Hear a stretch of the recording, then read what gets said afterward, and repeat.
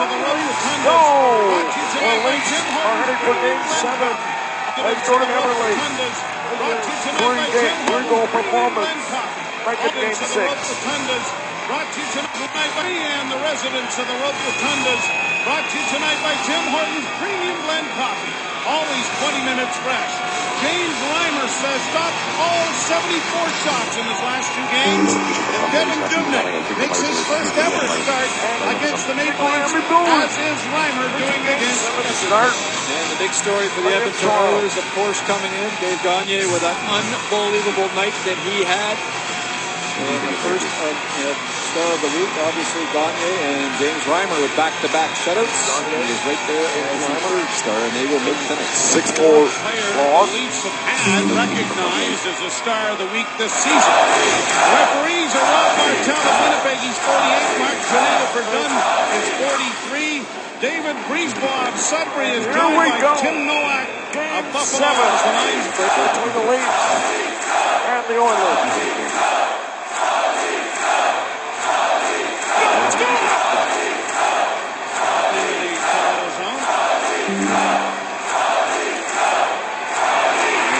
Is behind the bench. He will be the hit. Towards him. Caught and outbound. And it's cleared into the Oilers get a break. Horcov drops it back. Whitney cables it around back of the net. Reimer got tangled up a bit as it comes to the blue line. A shot right on. There's a rebound. And it's cleared into the corner. And the Oilers have started quickly in.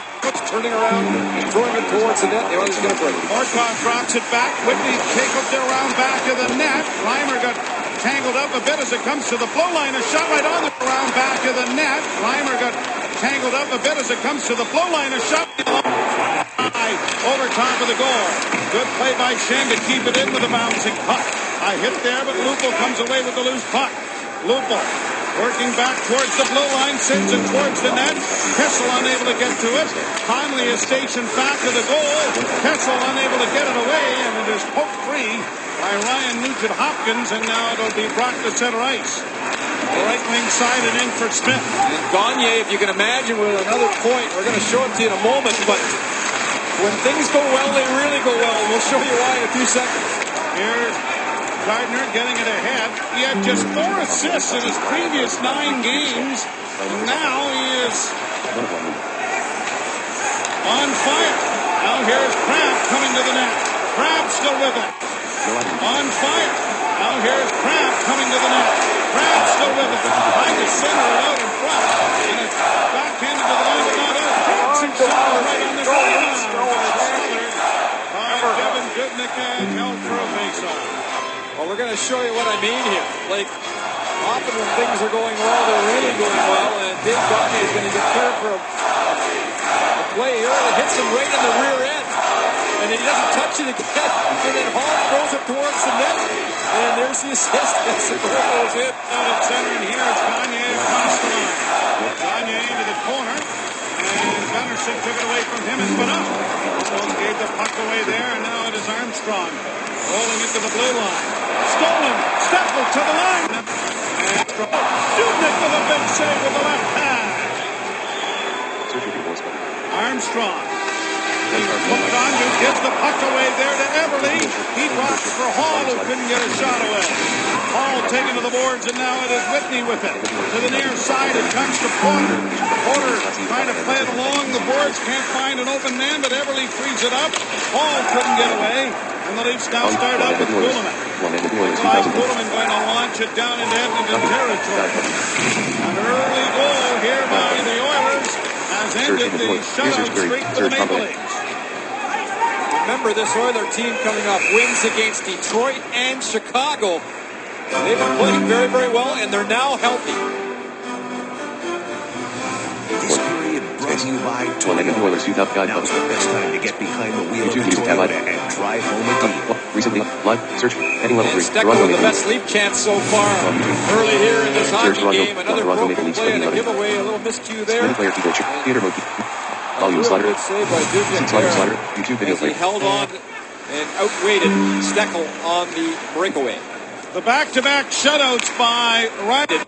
No item in YouTube video 120 minutes. YouTube video the streak is 120 minutes, no 28 seconds. because Malkin scored with 7 seconds left in the game in Pittsburgh, and Edmonton scores 21 seconds into this match.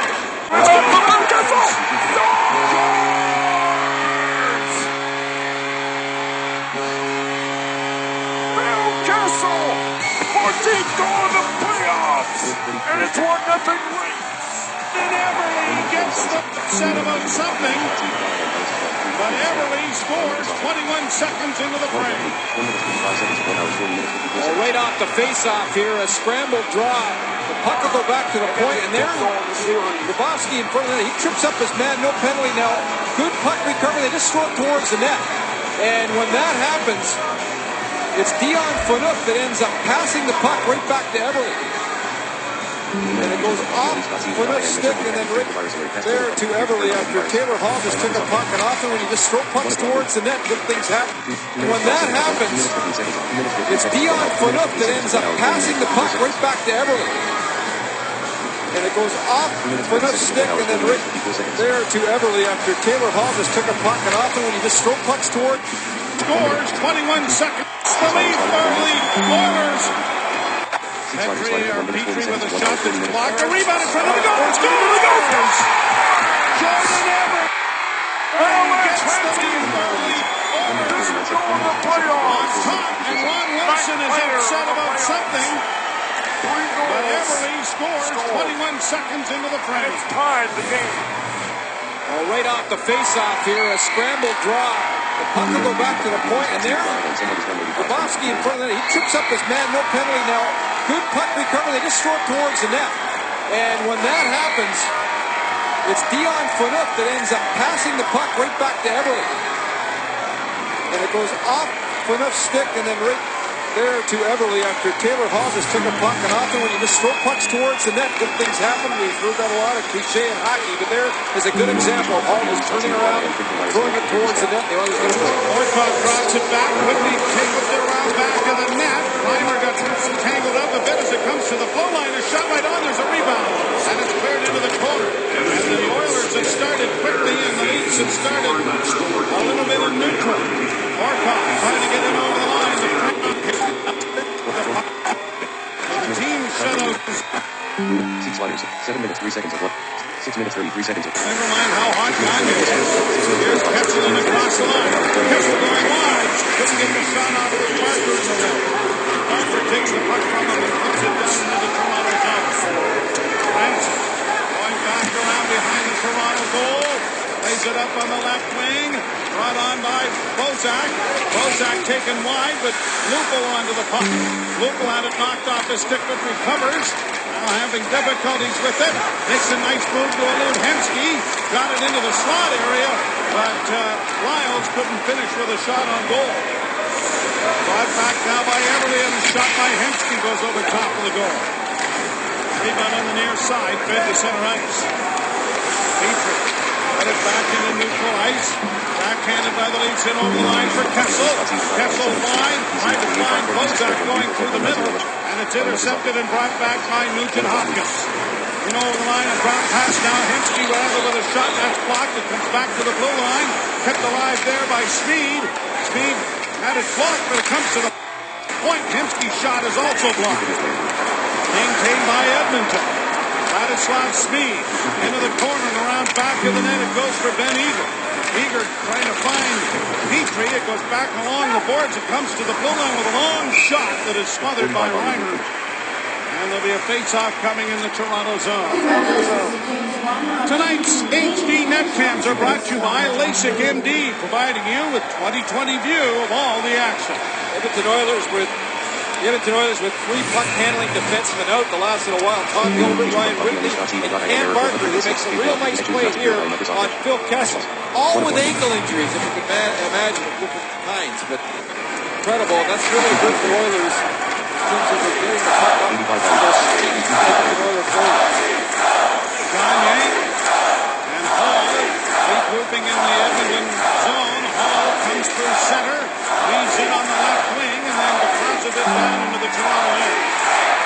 Gagne had it knocked away. It comes up onto the wing. The Leafs don't get it out past Potter at the point. Long shot is deflected in front of the net, and Gagne was there again. Cleared to the line and out. Fired right back in again by Edmonton. Approaching 6 minutes played in the first period, 1-0 Oilers. Matthew Lombardi slips it down into Edmonton territory. Dubnyk played it around on the board, but it's cut off by the Leafs. Unable to keep it in. Gardner. Here are the Oilers through center. Into the slot. Oh, good save made there on Ryan Jones as the left pad of Reimer snapped out there.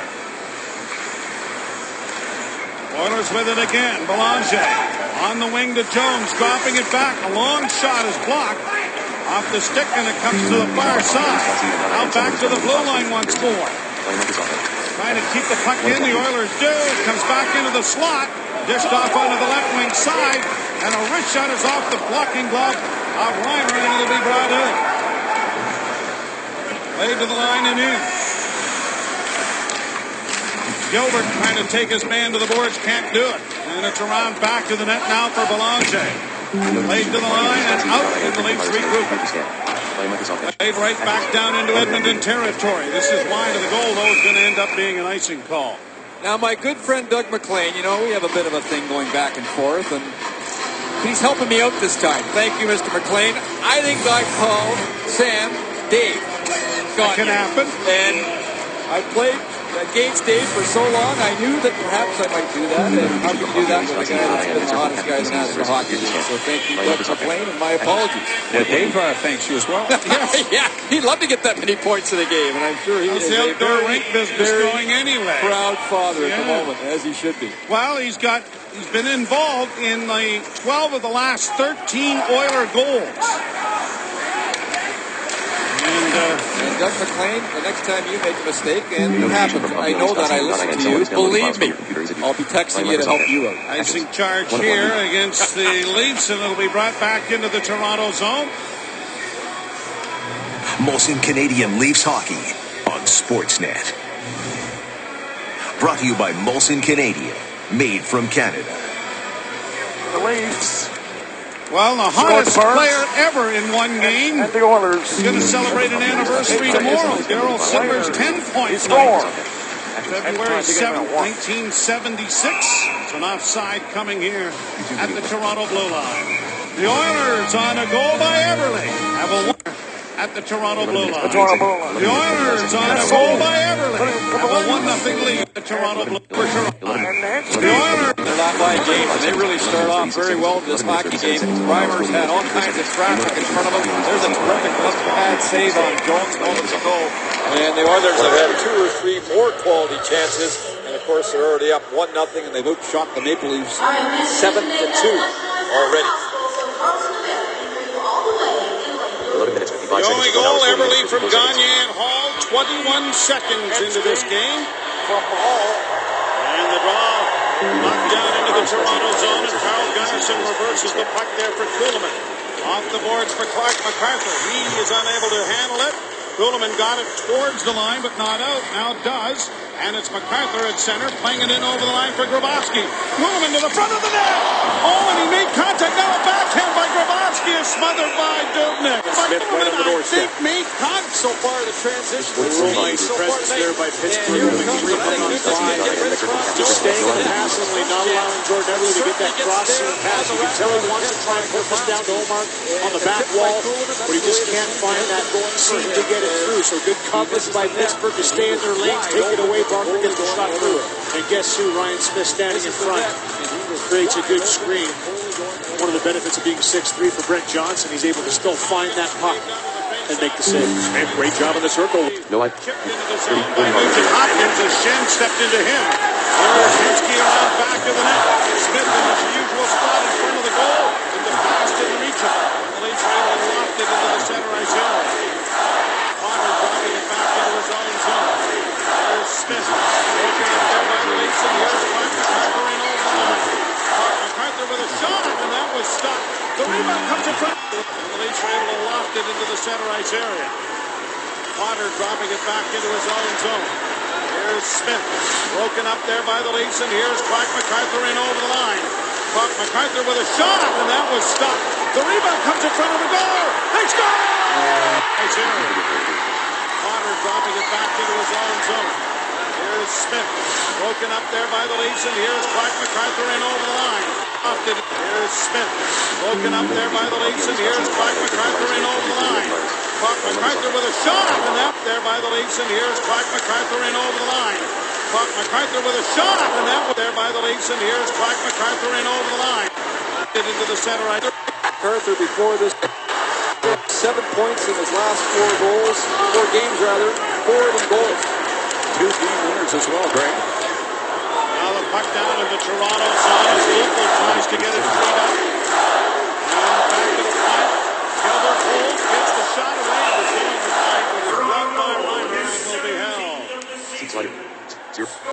Big goal So Lupo in this period to tie the game up.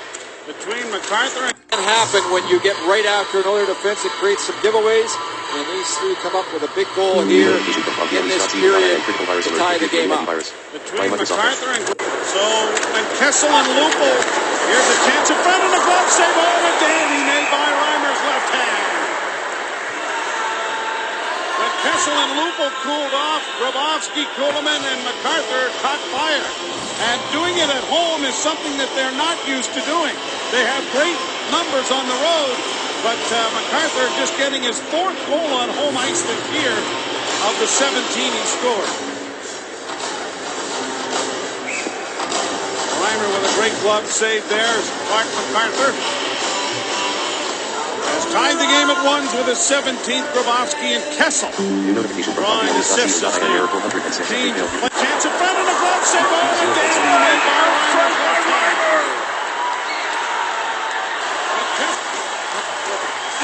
Jordan Eberle, a great opportunity to tie this game at 1. And just 2 terrific passes through the seam. A 1-touch by Petrie down to Omar. He rifles it across to Jordan Eberle, and he just can't get a handle on it as it comes through. But the rebound comes right out after Omar just throws it into that traffic area. A big rebound. Great job by Johnson to stay with that puck and follow it out to Petrie's stick and make the save. But some good action on the power play there by the Crab diligently working back of the net, being grabbed on there by Speed, cycles it back behind the goal, and Conley is in pursuit. Here's Crab cutting it off. Against the boards it is McDrell who can't get away. Now Franson knocks it down, and the shot, and a pad save made there by Dubnyk. Pass into the slot is broken up and played to center ice. Lyles chases it down. Franson. A rink-wide feed deflected in over the line, but it'll be regrouped now by Corey Connor and brought down into the Toronto zone. Round back to the net for Toronto. Stands on the pass. Here's a chance for Eberle. Going to the net, a shot blocked. And Brown got it into the near corner. Long shot out the side of the goal. Into the corner goes Sam Gagne. Gagne loses it. Steckel gets it out into the center ice area. Phaneuf has had a couple of hiccups here in the first 10 minutes. He's had a difficult first period for sure. Oilers back in their own zone. Whitney gets it ahead at center. Here's Alashensky in over the line. A nifty little move there, but couldn't get around Phaneuf without having it deflected wide. Steckel gets it to the ground and finds Armstrong. Armstrong trying to weave around the defense. Trying to get around Cam Barker once more. Into the corner now for Steckel in front of the net for Kuhlman, who was off the bench. But it went off the heel of his stick and down the ice. Gardner sends a rink-wide pass that eludes Clark MacArthur. Schenn, as the Oilers are taking this opportunity to change. Up on the left wing it comes to MacArthur. Back to Schenn. And Luke Schenn will give it off to Jake Gardner, who has a little problem with it there. They'll regroup it around back to the net. Schenn, a lead pass trying to string Kuhlman that didn't work. Off the boards to the line and tipped into the Toronto zone by Ryan Jones, the Chatham native. And it is smothered at the side of the goal by Reimer. It is a 1-1 tie with 8:33 to go in the first. And these two combined have been absolutely unbelievable along with Clark MacArthur ever since. And here's a sample of the goals the last couple of weeks, and there's the tying goal tonight to tie this thing up with 8:33 to go in the first period. On the road, Mikhail Grabovski is plus 13, third best in the National Hockey League, and Clark MacArthur is fourth at plus 11.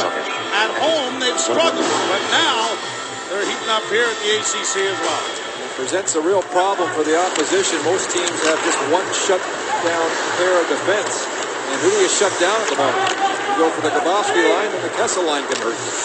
Or vice versa. Swept around the boards, and Lupo will steer it out and down the ice in a race for it. Kessel's going to get there ahead of Ladislav's speed. Centered in front, and getting the shot away was Bozak, but it went wide. Lupo working around back of the net. Hustles into the corner with it. Looks to cycle it. Gets it back to the point to Lyles. Back to Lupo. And he had it stripped away there by Ryan Jones. Jones gets it out. Lyles sped it right back into the crowd, and the Oilers, with 7:50 to go in the first period, are organizing around their blue line, and Jones will leave it there as he peels to the bench. Both teams changing, and it's flipped into the Oiler bench, and play will be whistled down, and it'll be a face-off back in Edmonton territory. Well, Cody Krantz and I talked to him this morning a little bit about this quick release that he has. He does such a nice job getting pucks through.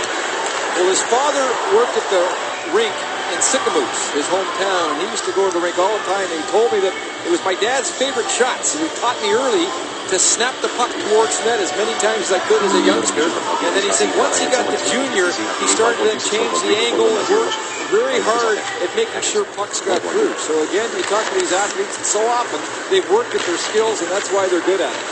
A centering pass by Connolly went off the side of the goal. Swept back there by Lombardi, and now brought out by Hall. Hall with some speed through the neutral zone, trying to get around Canuck. Got a shot away, but it's going to be deflected up into the screen and out of play.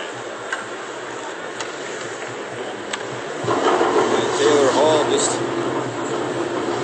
having such a terrific year once again.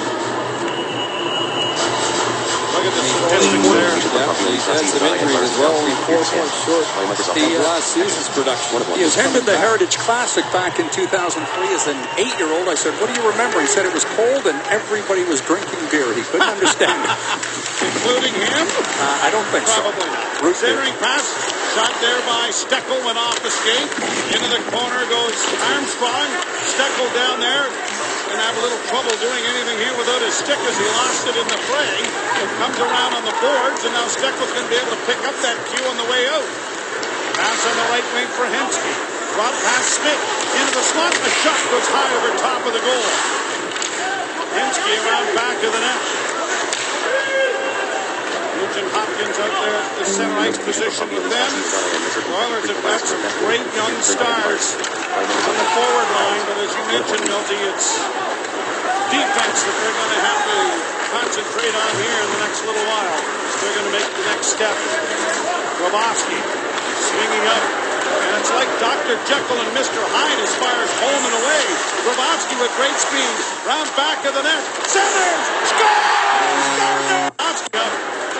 It's like Dr. Jekyll and Mr. Hyde as far as home and away. Grabovski with... And it's like Dr. Jekyll and Mr. Hyde as far as home and away. Grabovski with great speed. Round back of the net. Centers! Score! Swinging up. And it's like Dr. Jekyll and Mr. Hyde as far as home and away. Grabovski with great speed. It's like Dr. Jekyll and Mr. Hyde as far as home and away. Grabovski with great speed. Round back of the net. Centers! Score! Home and away. Grabovski with great speed. Round back of the net. Centers! Score! Home and away. Swinging up. And it's like Dr. Jekyll and Mr. Hyde as far as home and away. Grabovski with great speed. Round back of the net. Mr. Hyde is... Grabovski, including another one tonight. Hundred pass comes right out in front of the net. And the Leafs unable to get... And that was knocked away there by Reimer. Leafs carry back at center and in over the line for Luther. Unable to get to it, but gets a piece of his man. Bozak unable to get to it as well. And now we have... a broken piece of glass over there. One of the stanchions has come apart. We'll fix it while you're gone. He's going to be right behind Mikhail Grabowski here. Now watch what he does. Bad change by Ryan Smith. Gardner sees it, and now he delays it a little bit and then arrives right at the right time and sneaks in, and nobody picks him up. It's actually a 5-on-4 situation as the Oilers get caught in a bad change, and he just sneaks in. There's the pass. Not a great shot, really not hard, but well placed to give the Leafs a 2-1 lead. What a first year this kid has had. He's averaging over 20 minutes a game. Are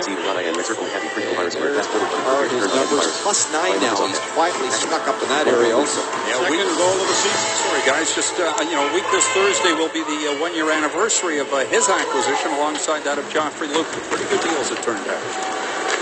Oilers back in their own zone. 2-1 in favor of Toronto. After Everly's goal, 21 seconds in, MacArthur and Gardner have scored for the Leafs. Hall getting it to the line, a delayed offside, played back out by the Maple Leafs. Petrie getting it up on the left wing side, and it's backhanded down into the Toronto zone. Into the corner goes Gagne after it, flipped away from him, and Mark MacArthur will launch it out at center ice on a pass to Kuhlman. Grabowski catching up on the rush. Kuhlman gets it in over the line. Grabowski in along the boards, a long alley-oop pass to center. Gardner is there to free it up.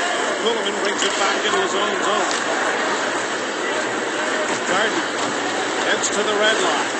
Change is coming as the long shooting goes wide of Dubnik's cage. Back into the corner for Ryan Whitney, and he gets it up on the wing. And the Oilers try to move it out. The drop pass went to Nugent Hopkins. His pass ahead for Smith didn't work. Along the boards, Whitney into the rush.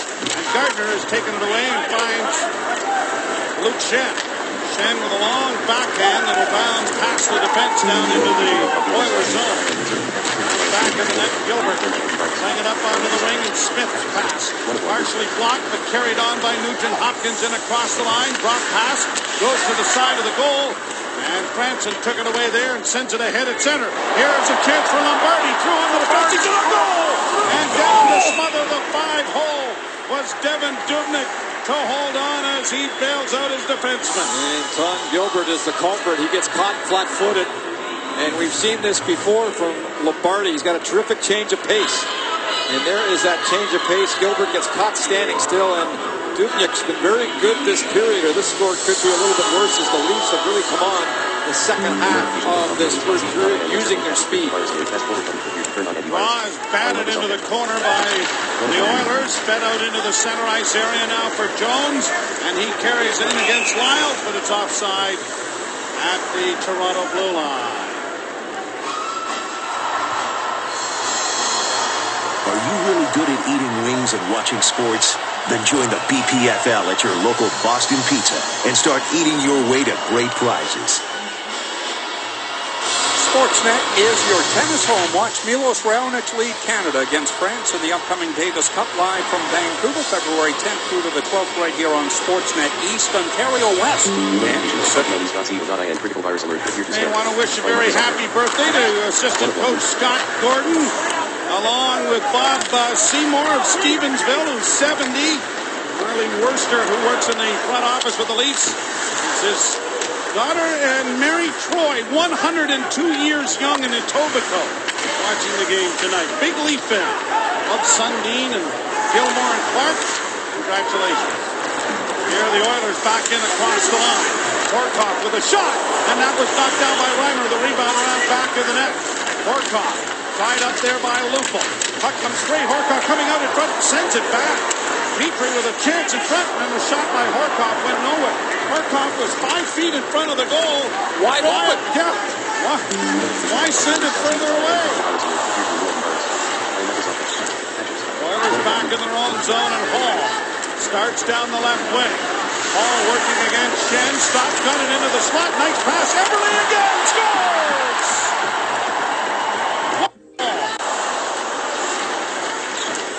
Oilers back in their own zone, and Hall starts down the left wing.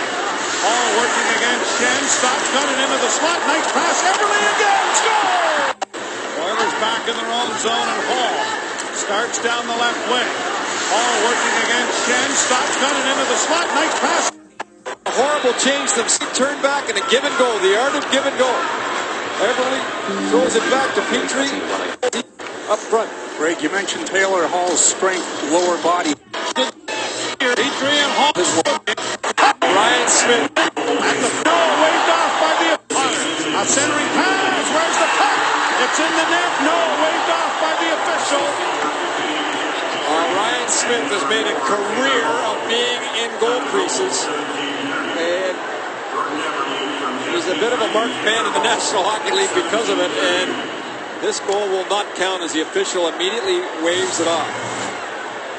And here goes Smith where he always goes, right in front of the net. Boy, oh boy.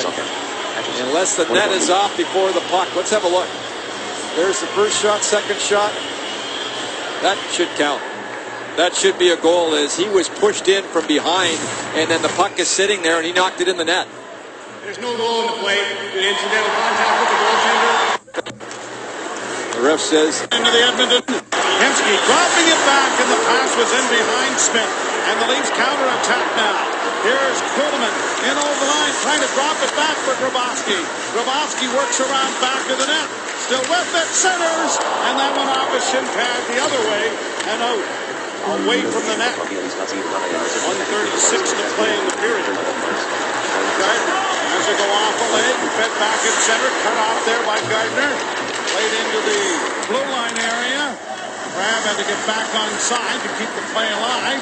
And it's back out into the center ice area for Hall. Pass intercepted by Phaneuf. Dion Phaneuf to center, and he'll backhand it down into the Edmonton zone. Minute 12 to go in the period. Laid out at center ice now. Here's Gagne. Left wing pass for Hall, and his feet in front of the net, which was a pass, was kicked away by Reimer. Everly now has a goal in all 3 career games he's played against Toronto. As a deflection there had to be watched carefully by Dubnyk. Here the Leafs again in front with a shot. Dubnyk with the save. Again another try by Lombardi. Played around back of the net. Crab unable to get to it. Everly knocks it down, and Everly striding out at center with Jeff Petrie into the rush with him. Petrie into the corner, trying to work around back to the net. Cycles the puck now, and here are the Oilers with it again. Back to the blue line, it comes a long shot, and seeing that all the way off the stick of Jeff Petrie was Reimer, and he's going to hold on. This period brought to you by Toyota. Now's the best time to get behind the wheel of a Toyota and drive home a deal.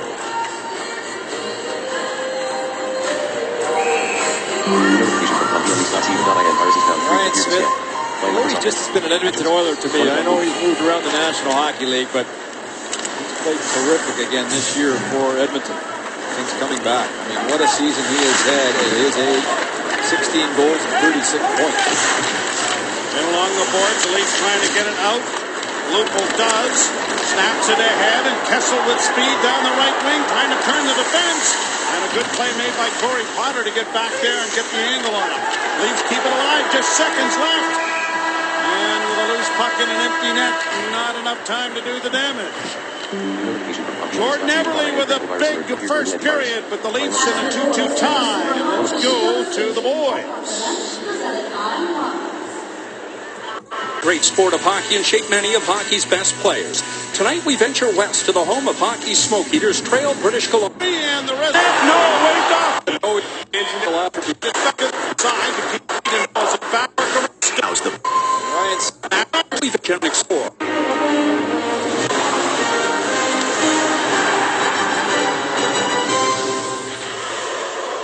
Well, it was a bit of a track meet in that first period. 2 goals apiece. Everly has both for Edmonton. MacArthur and Gardner scoring for Toronto.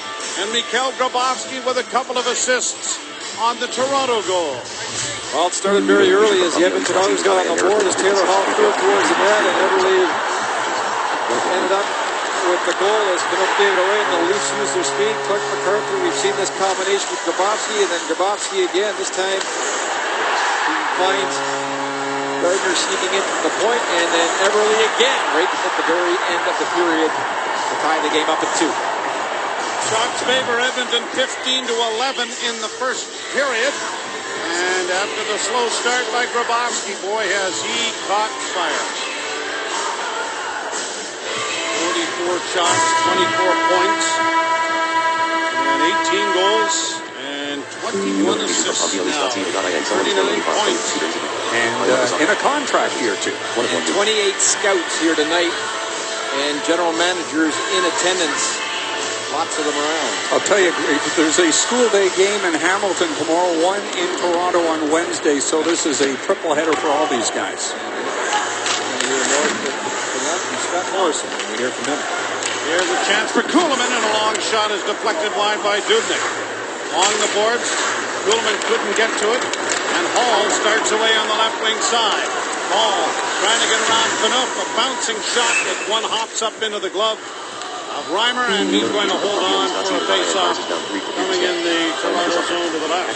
Both goalies, I'm sure, are not pleased that 2 goals got behind them, but both goalies also had to make some huge saves, as you mentioned, Joe. A bit of a track meet in the first period as both teams gave the puck away a little too much than I'm sure the coaches would have liked.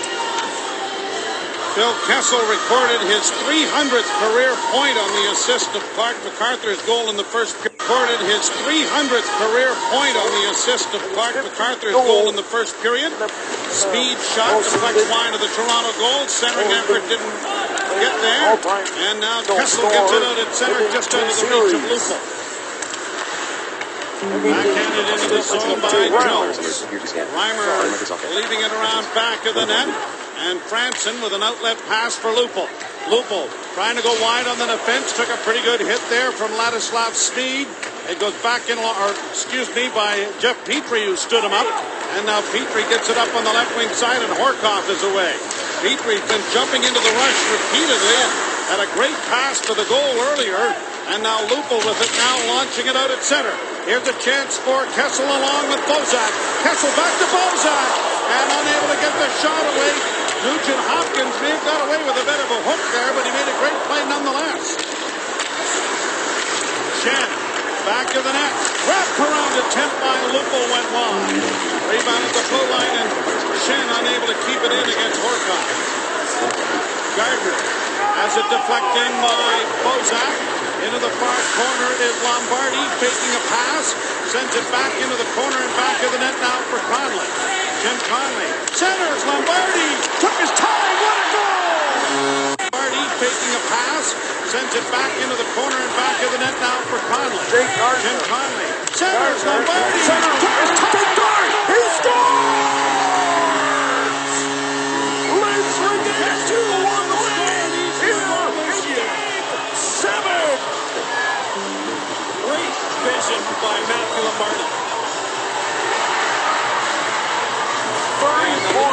Took a chase here to shoot to start this off, and again they use their speed. A little bit of a bad play from behind the net by Dubnyk there, and that gives the puck away as the goalie gives it away. Kessel, he does this so well as he sneaks in from behind and goes behind the net and hides. And Nugent Hopkins can't pick him up as he doesn't cut in front of the net. And this is just a great pass, however. What a goal by Matthew Lombardi that fooled everybody on the ice except for Kessel. Fans.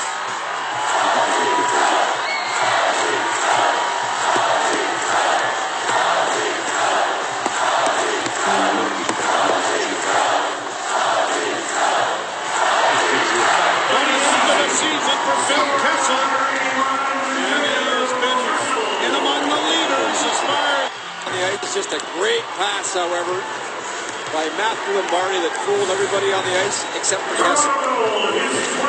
28th of the season for Phil Kessel. However, behind and goes behind the net and hides, and Nugent Hopkins can't pick him up as he doesn't cut in front of the net. And this is just a great pass, however, by Matthew Lombardi that fooled everybody on the ice except for Kessel. 28th of the season for Phil Kessel. However, by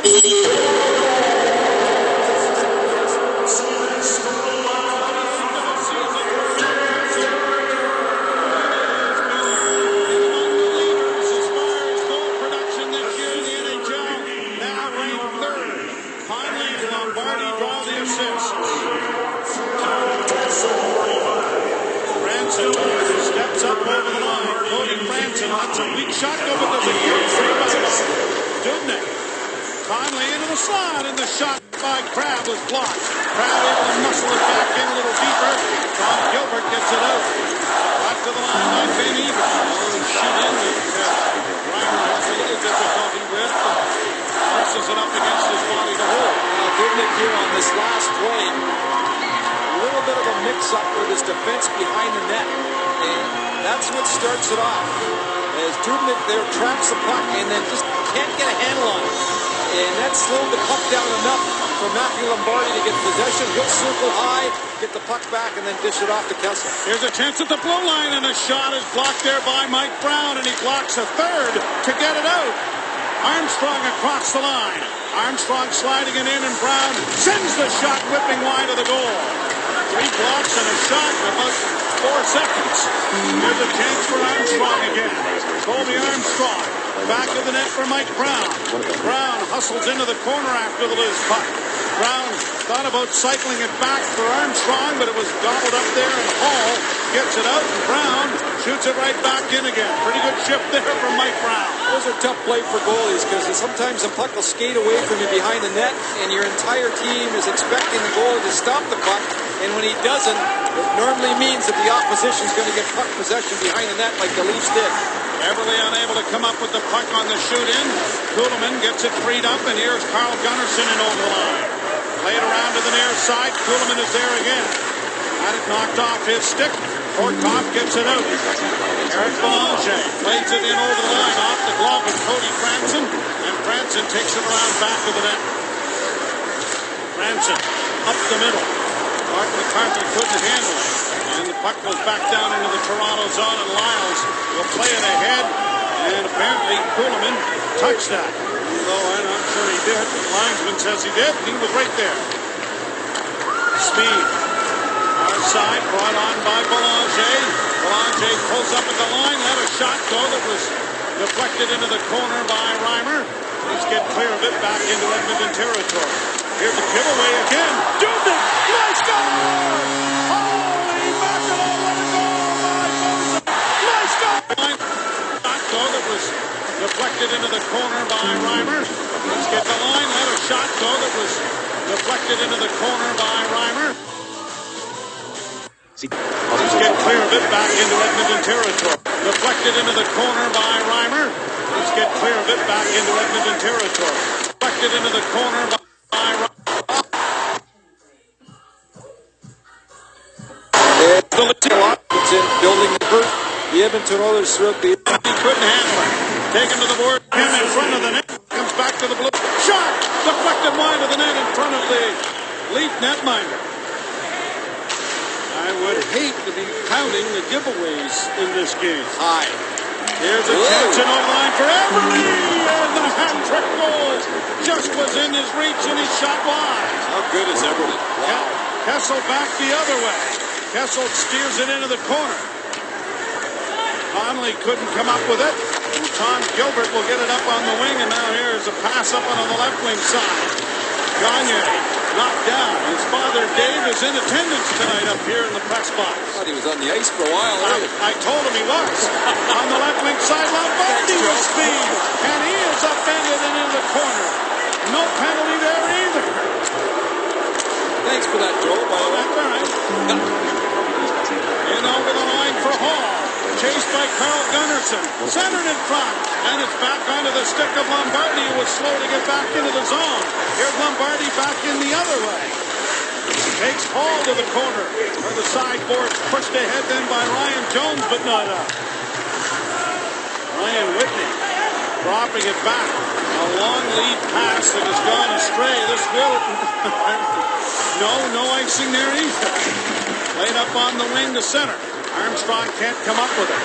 Refs on our charter to Winnipeg early. And there they are. Belanger said, oh! It went off the stick of Reimer and almost deflected out in front of the goal. Offside. I like it. The Reimer are letting them go. Why not? Highly entertaining. Tim Nowak finally blows the whistle. 4-2. Entertaining. Tim Nowak finally blows the whistle. 4-2 Toronto. difference and unnoticed. And Mike Brown here with a couple of big blocks when the score was still 3-2. And there's another one. And then he gets the puck out, battles to get the puck out. And what does he do? He goes right to the net. And this fourth line for the Maple Leafs. They've been able to come up with some big minutes for the coach the last couple of weeks. Well, in a checking role, late in periods, and instead of a liability, they're being assigned some very important minutes in a defensive role. And many times checking the other team's better line. So with 15 games coming, checking the other team's better line. So with 15 games coming up in 31 days, we're going to need everybody. We got a lot of, including both goalies. If anybody wants to start the goalie controversy, there is no. They both are going to have to play, and they're both going to be needed the next little while with this schedule. Right off the boards on the left wing for Hall. Hall with a pass ahead to the line and in. Everly moving to the middle of the ice to Weber, and then shot it off a step wide. Panoff got a piece of it. Panoff banks it ahead. Jordan Everly has never had a hat trick in the National Hockey League. He's had about 4 chances to get one here in the second period. Kessel down the board, centers MacArthur with a bullet, and that was stopped. He gets a bonus try. Pass in front, looking for Kessel, didn't work. Pass off the boards for Kessel, then by Franson, and the centering pass, and Hall intercepts that. Nugent Hopkins getting it ahead at center. Left wing for Ladislav Smeed. He'll play it around back of the Toronto goal. And Franson has it in his skates, finding it there to get it around on the wing, but it's cut off by Smeed. Smeed down into the corner. Kessel chasing him. Smeed still with it. Trying to cycle the puck, flips it back to the net, cut off by Lyles, but Smith has it again. Back to the blue line it goes. Long shot is whistled wide of the net by Petrie, and Reimer never moved. Petrie with it again. Pass in front, gobbled up, brought out at center. Franson looks for a pass on the wing to Lupel. Lupel cutting in, and the shot is deflected off the glass. Hemsky bringing it back the other way. Smith with a shot. These two teams will meet in about a week's time out in Edmonton. Kessel launches a bouncing shot in on Dubnyk.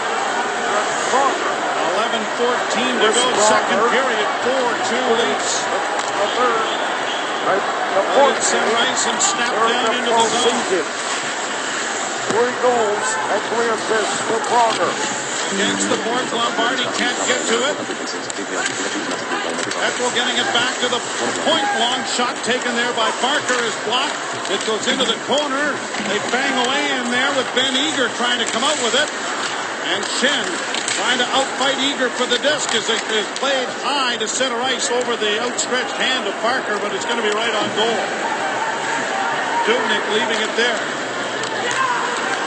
Up on the left wing for Eager, rolling it in on goal, and it was just off the mark wide. Jones shedding the stick of Carl Gunnarsson that may have been hooked onto him. Here's Gunnarsson across the line for Brown, and his shot went wide. Armstrong, backboards far side, down back to the net for Steckel. Steckel trying to center, and the paddle down the way. Dubnyk knocked that away. Right out at center ice, and the Leafs regroup it again. Franson banking it ahead for Armstrong. Armstrong back to Brown. Brown coming through the neutral zone was upended, and the puck goes back down into the Toronto end. Cody Franson around back of the net. Jam the brakes on. Got it up on the wing for Armstrong. Now to Brown. Brown slides by one and hustles into the corner as the Leafs, the remainder of them, change on the go. Speed around back of the net. And it's cleared out into the center ice area on the left wing for Hall. Hall with a sharp angle try. And as it rolled into the goal, it was smothered by Reimer before it was poked out of his glove. 4-2 Leafs midway through the second. Tomorrow night, Daryl Sittler's 10-point night against the Boston Bruins and Dave Reese. There is no other recorded evidence of that game other than the one copy of the game that Daryl Sittler actually owns of the full game. And Daryl has the only copy of the broadcast of that full game. Dave Reese burnt his copy. Yes, he did. Face off to the right. 10 points in one night. Hatches. 1 of 1 move. We were down here with a group from Sudbury, courtesy Inco, watching that game, and it was really something. Into the corner it goes. Back of the net for Grabowski. Played ahead for Kuhlman. Kuhlman unable to get it out. The centering pass knocked off a skate. Clark MacArthur's away. It's a 3-on-2 rush. MacArthur looking for Grabowski. Going to the net to MacArthur. Oh, he banged on it, or he had another glorious chance there. But no, a pass in for Grabowski doesn't work. Clark MacArthur makes contact with that. He had that whole side of the net. Leafs are trying to change. Hall skates through center, hits the line, wrist shot, and Reimer finds that after it struck him and holds for a face-off, and the draw coming to the left. Watch this great bit of passing. Beverly with a little bit too fancy a move there, creates a 3-on-2 against the line. You don't want to do it against the hottest line on this hockey club, and Parker almost finishes that off in another pretty passing play on the 3-on-2 run. Draw won by Toronto, and Cody Franson snaps it up to Kessel, and his pass was under the reach of Lupul. Smead back in his own zone. The Oilers are as healthy as they have been all season long. And ditto that for the Maple Leafs, who have Darryl Boyce still in the infirmary, but that's it. Rosehill and Komisarek are healthy scratches. Brought in on the right side now by Bozak, and a centering pass, no one there. Lupul trying to keep it in along that left wing boards, loses it. As it comes to center ice, Lyles gets it back to Bozak. Now for Kessel to Lupul. Lupul with a shot, and that deflects over top of the net. Lupul trying to come out from behind the goal, had it knocked away. And Smead will play it up on the left wing side for Smith. Ryan Smith, the veteran, in over the line for the Oilers, trying to get around Luke Schenn, but failing.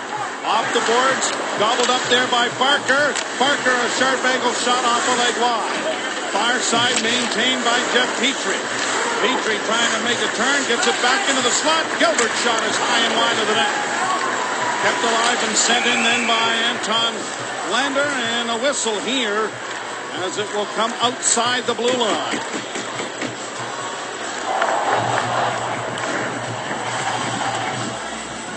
The ultimate hockey megastore. 1 of 1 move. And MacArthur, again, this year, he had such a slow start. You wondered if he was going to be able to duplicate last year's season, but he's well on his way now, having a terrific second half. Been around on the boards. Ahead it goes to Joey Crabb, on to Conley. He couldn't get around Lander, and it banked off the boards. It's a delayed offside. Eager was in there. Going to turn into an icing anyway. So it'll be brought back into the Oilers zone. Ron Wilson was a little upset with his crew in the first period. They've settled down a little bit in the second. And the goals have not been an issue for his team this year. And defending was an issue earlier in the year, but you have to be impressed the way the Leafs have tidied up their own end. They close gaps between forwards and defense much better. And of course, it goes without saying, the penalty killing has been huge ever since the start of the year. 14 games without giving up a goal on the power play, and they are battling the likes of Gordy Drillen, Silats, Nick Metz, Wally Stanowski, Bucko McDonald, and Turk Broda. Because the 1940-41 team went 15 games without giving up a power play goal. As Happy Day was running the operation with that Toronto team. And here is a look at what's gone on as far as the Leaf penalty killing is concerned. They have launched themselves all the way to 29th place as far as the overall. A long way to go after the start they had. Yeah, they're coming from a long way back. Yeah, oh, yeah. Way back. This is Seabiscuit in the stretch. Long shot, scores! The start they had. Yeah, they're coming from a long shot, scores! Yeah, oh, yeah. Way back. This is Seabiscuit. Yeah, they're coming from a long way back. Yeah, oh, yeah. Way back. This is Seabiscuit in the stretch. Long shot. Go! Oh, let's go. Down with the blast from the shot. Go! In front of the net. And it might be Horcov 3. That's the goal. Petrie with the shot. It's 4-3. Right off the face-off. And a scrambled draw here. It gets back, actually a clean draw. And the puck goes right around, and I think that might have just gone straight in from the point. I'm not sure. If it is Petrie's second goal of the season. And the scoring fest continues. It is 4-3. Yeah, and the play loose. The scoring fest continues. It is 4-3. Yeah, and the play. The scoring fest From Horcov. continues. It is 4-3. And And Hall. the play Lupul was on the boards. He may have arrived a little bit late as the puck is rimmed around the boards by Franson, and Lupul does not trap the puck. That allows it to go to the point, create the chance to score from the point. Everly sends it down into the Toronto zone. Virtue to zero. Oilers with 21 shots, Leafs with 17. And the pass ahead, and here's Grabowski back in, faking the shot, then let it go. And Dubnyk was not fooled by the quick move and is able to take it on the chest and hold for a faceoff. And there's Lupul now talking to the defense right now about this very play. And sorry, it's Michael Lyles that throws it around.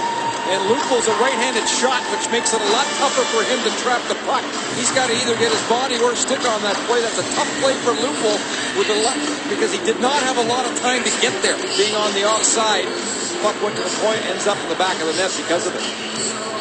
So the draw to the right of Dubnyk. The Leafs lead Edmonton 4-3 with 6:11 to go in the second period.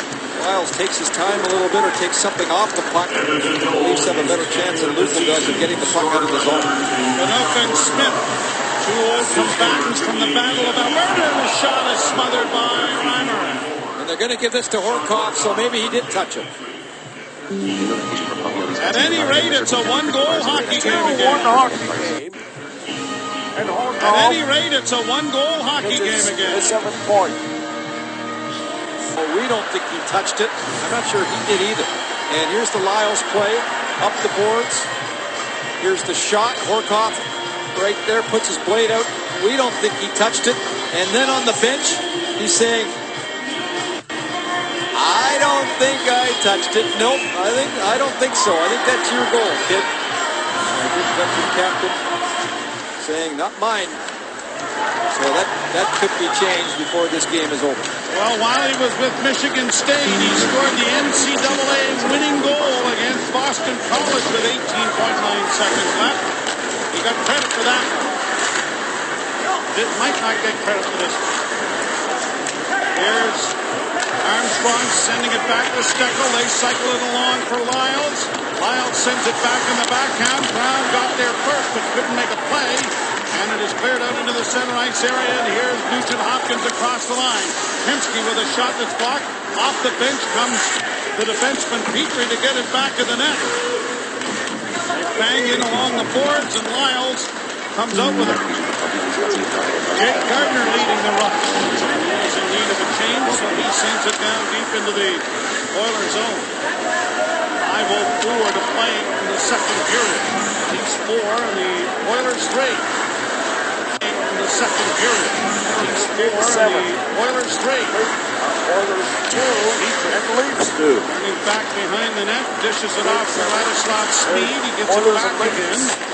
He'll try a long roundabout way to get it ahead. Jones got a piece of that, so there's no icing. But up. Off the glass through center, past Crabbe. Almost stolen by Lombardi. And now sent into the Toronto zone of Carl Gunnarsson. Off the boards to center. On to the stick of the Oilers. They have to wait for teammates to get onside. Lombardi couldn't come up with it. Gunnarsson does to Lombardi. Pass ahead for Conley. Conley on the right side for Crabbe. Back to Conley again. Conley sends it high into the left wing corner. Crabbe trying to get there but can't. And on the wing, Everly gets it out at center. Round back to the net. Everly with a pair of goals, and the last Oiler with a hat trick against Toronto. Marius Kirkowski, 1997. And on the left wing, Gardner chases his man, and it's Everly into the slot, and fanning on that shot there was Gagne. He hasn't fanned on too many recently as it's played down into the Oilers zone. Bozak around back of the net. Gagne starts out with it. Former London junior slips it high into the left wing corner. All after it. Got spun around there by Fanuc, but it comes back to the blue line. Whitney can't keep it in. Potter off the boards on the wing. Everly to Hall. Hall's across the line. His pass though struck Fanuc, and it bounces ahead, and Grabowski, he's got a man with a loop for a shot. That is stopped. Kessel after it. Fanuc a drive. Knocked down. Score! And Everly to Hall.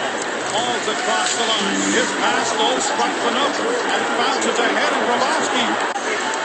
Potter off the boards on the wing. Everly to Hall. Hall's across the line. His pass though struck Fanuc, and it bounces ahead, and Grabowski, he's got him in the line.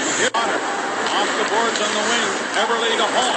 Hall's across the line. His pass though struck Fanuc, and it bounces ahead, and Grabowski, he's got a man with a look. When he made the catch. The lead back over the boards. The puck's still free. Grabowski frees it up. Kuhlman shields it. And he finds a lead pass for Lyles. Trying to get in over the line there against Gilbert. And it rolls in on goal, and Dubnyk knocked it away. Laid around back of the net for Clark MacArthur. Leafs, who had 5 goals the other night in Ottawa, got another 5 going here. And there's still a period to go, and 2 minutes and 12 left in this second period. Back down into the Toronto zone, and Luke Schenn turns with it now. Schenn working wide with a pass through the middle that's being deflected too high over the glass and into the screen, out of play. Intact Insurance, proud partner of the Toronto Maple Leafs and all the fans who keep believing. Intact Insurance, your back. Joffrey Lupul ends a bit of a drought. That's his first goal against the Oilers since February. Your back. Joffrey Lupul ends a bit of a drought. That's his first goal against the Oilers since February of 2002. High over the glass. And it's the screen. Makes that save and hang on. Jordan Everly, a great opportunity to tie this game at one.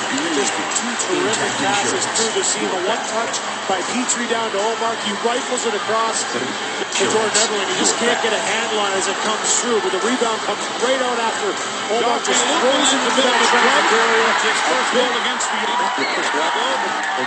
6 liners, 1 hour, 4 minutes, 11 seconds, 1 hour. Wow. Thank you, Bill Mazeroski. And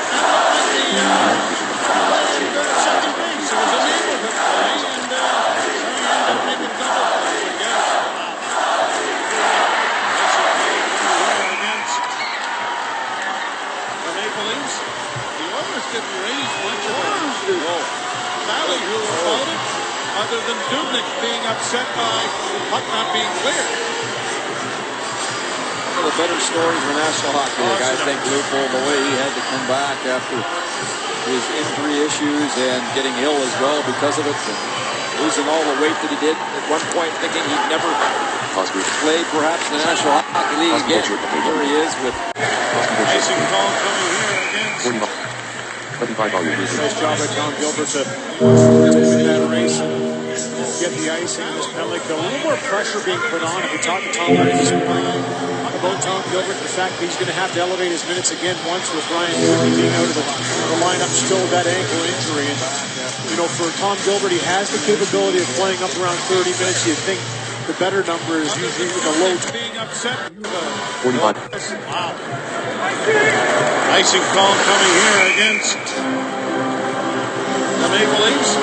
The Oilers didn't raise much of a ballyhoo about it, other than Dubnyk being upset by what's not being cleared. A better story in the National Hockey League, I think, Lupo, the way he had to come back after his injury issues and getting ill as well because of it, losing all the weight that he did, at one point thinking he'd never play perhaps in the National Hockey League again. That he did at one point thinking he'd never play perhaps in the National Hockey League again. Here he is with absolute incredible year that nobody thought he would have. The performance he put on in Ottawa at the All-Star game has really made him one of the faces of this franchise. Personality-wise, ability-wise, and you're right, the story is a great story. And Godfrey Lupul is enjoying every minute of it, and it shows. And across the line, broken up there by Potter. Left-wing feed for Everly. Say, Joe, it's another example as well of how you have to let kids mature sometimes and grow up a little bit in this league. And often we don't do that. And it's a tough thing when you're a manager, when you're in the results business, but sometimes you're just a little bit more patient. Often you're rewarded for it. Finally in across the line, Lombardi driving the net. Picks up the rebound, and Crab failed to knock it home there against Dubnyk. 25 seconds left in the period. A shot by Gagne. And for once, one of his shots doesn't go into the net. It's unslump. Even tonight now, this line has been terrific. Yes, it has. Every time they're on the ice. Offside waved off. Dubnyk's going to smother with 8.3 seconds left in the period, and the draw coming to his left. The Leafs have restored the 2-goal lead. And let's Kessel with a goal here in the period. And then Bozak, another member of the same line with a goal. And now let's finish it off with Lupul. So 3 goals in the second period from, well, what we used to call the big line. But I don't know if we can do that anymore. There's 2 of them. 1 and 1A. Yes. Bozak trying to win the draw, but lost it. Eric Belanger won it. Got it ahead at center for Ryan Jones. Jones in over the line. Tries to center to Horcov. And the horn ends the period. Hockey Central coming up. The Leafs in a bit of a scoring fest here, leading 5-3. Game 7. It's 9-2. Leading Hockey Central coming up. The Leafs in a bit of a scoring fest here, leading 5-3. Leafs in a bit of a scoring fest here, leading 5-3. Leafs in a bit of a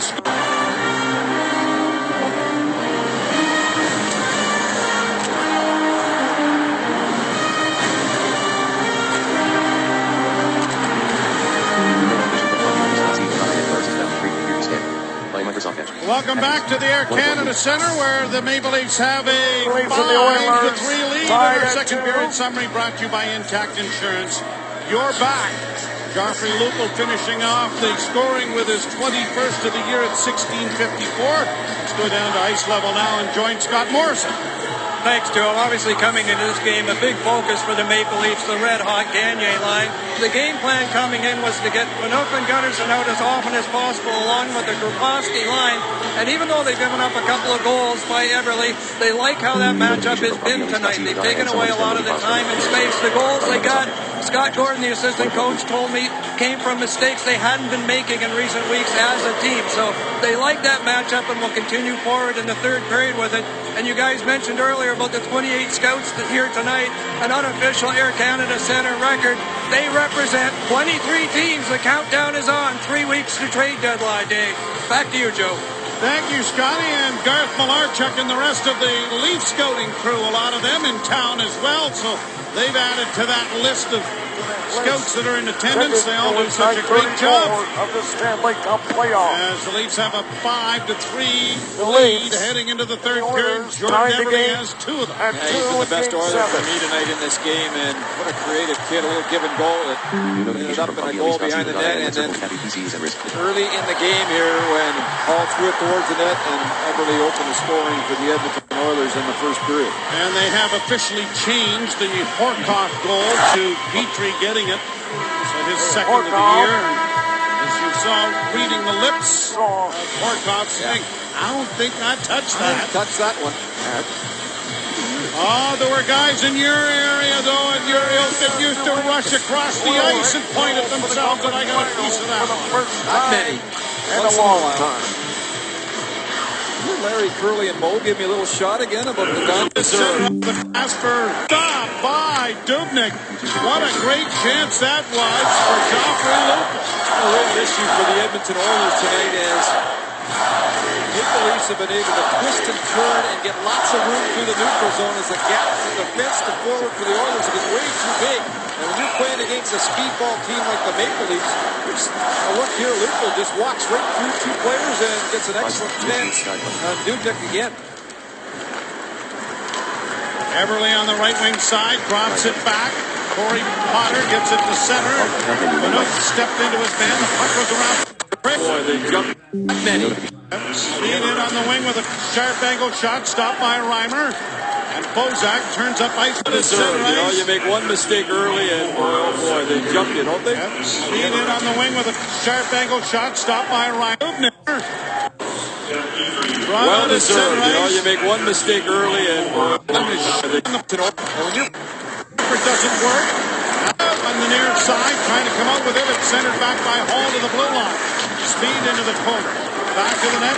Carl Gunnarsson getting it up on the wing, and Clark MacArthur gets it out, but unable to reach it, and then stealing it is Grabowski. He's into the net. Rolls it on goal. It's in behind the goaltender. And swept back to the goal net by Everly. What a rush by Grabowski, who electrified the crowd with a rush down the right wing that ended up in a goal being scored by Jake Gardner. That time he almost put it in behind Dubnyk himself. He is just flying these days. Island Airport's not far away. Jones sends it down into the lead corner. Horcov unable to come out with it. Played to the line but not out. Gilbert can't send it to the net. Gets in another try and a long shot. Fairly easy block there by John Michael Lyles. Lyles got it in off Lombardi into the corner. Played by Dubnyk, but right onto the stick of Crab. He tried a quick centering pass, didn't work. Now it comes in front. Conley had to reload that and then send it wide. Gardner working down the right side, stops. Now sends it into the corner. Conley holding the puck, sends it across into the left wing boards area. And here's Shen sending it right back behind the net. Lombardi, a nice play to take it away from Gilbert there momentarily. Now Crab unable to get to it cleanly, and Ryan Jones has slipped it out into the center ice as Barker and Crab have a little bit of a shoving session, but nothing more to develop. We've seen this a lot of late. We've seen this a lot tonight. Grabowski just turns it up and just takes the puck right to the net. And Dubnyk here with the poke check that almost didn't work. Just got enough of it, and this almost just went right in. Almost knocked it in with his goal stick when he came back over across. Steckel has the stick knocked out of his hands. Brought out now by the Oilers. Sent back into the Edmonton zone, then brought in over the line, breaking in. A goal shot. Oh, what a save made by Reimer. Ben Eager cutting across, and Reimer got the right glove in front of that. And the locking glove of the paddle of the stick makes the save. Smead into the corner. Smead trying to center. That comes in front of him. Another shot. Stopped by Reimer. There's a rebound. Where's the puck? I think Shen just saved the goal behind. There He did. And a couple of big saves by Reimer. One on Ben Eager moments before this. And here's the second one there as he gets a piece of it. Ball, the bouncing puck. And look at Luke Shen. Knocks it into his goalie and then lies down on the goal line.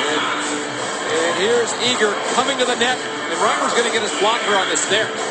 As Eager beats Luke Shen to the net. And what a save. What a save as the goalies have been active tonight. They've given up a lot of goals, but they've had to make some pretty good saves also. Shen and Gardner combined +5 tonight, each +10 for the season for those two young defensemen. High pass goes out into the center ice area. Oilers back to regroup it. Chip down in over the line. And fed right back in again. Here's the loose puck side of the net. Nugent Hopkins trying to jam it in, and that didn't work. Puck bounces back to the blue line. Fed over on the near side again. A long shot is off the mark wide. Smith trying to get to it and can't. Oilers keep it in with Ryan Whitney. Whitney on the left wing, half boards, trying to find a man. He plays it back to the net for Smith. That got by him. Kept in at the point by Potter. And then cut off by Cody Franson. And freed up by Lupul, and Lyles launches a big backhand to center that Kessel couldn't find a way to come up with. Back at center ice for Gagne. And a turnover there. Sent into the corner again. Phaneuf unable to get to it. Eberle dancing around, and Phaneuf working on him. Hall carries into the corner, chased by Carl Gunnarsson. Back to the point it goes. Barker unable to get it in front, and now here's Eberle with a pass in front, and rolling off his stick was Gilbert. Who had a great scoring chance as a centering pass there, and down at Reimer to knock it away. Phaneuf under siege here, plays it to the line, but not out. Right back in again. Here's a chance in front of the goal. And Phaneuf got there just in the nick of time to knock down Hall. Change is coming for both teams. Big siege there by the Oilers. And Hall took too much time to either make up his mind to make a pass or take it to the front of the net. And I think both players there ended up getting shaken up a little bit as Phaneuf's bent over on the bench. Maybe it's just equipment. We'll find out in a second. Brought to you by Chevrolet, driving our world forward. With all of the giveaways, there's still just 20. Brought to you by Chevrolet, driving our world forward.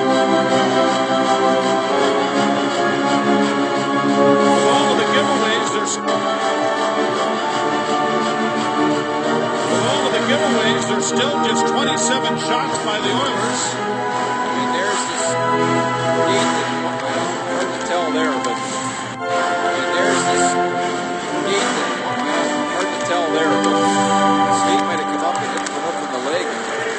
Boy, that's deja vu there, isn't it? Isn't it? Yes. He's been there before. Shot was stopped. Rebound in front. Wired right with the goal. The rebound comes in front. And Gardner's able to get it away. Game ended 7-7 before they hit it. James Reimer faced 49 shots in Ottawa and with the shutout, and the previous high was 47 by Mike Palmatier in 1977. Most shots against the Leaf goaltender registering a shutout. Draw to the left of Reimer.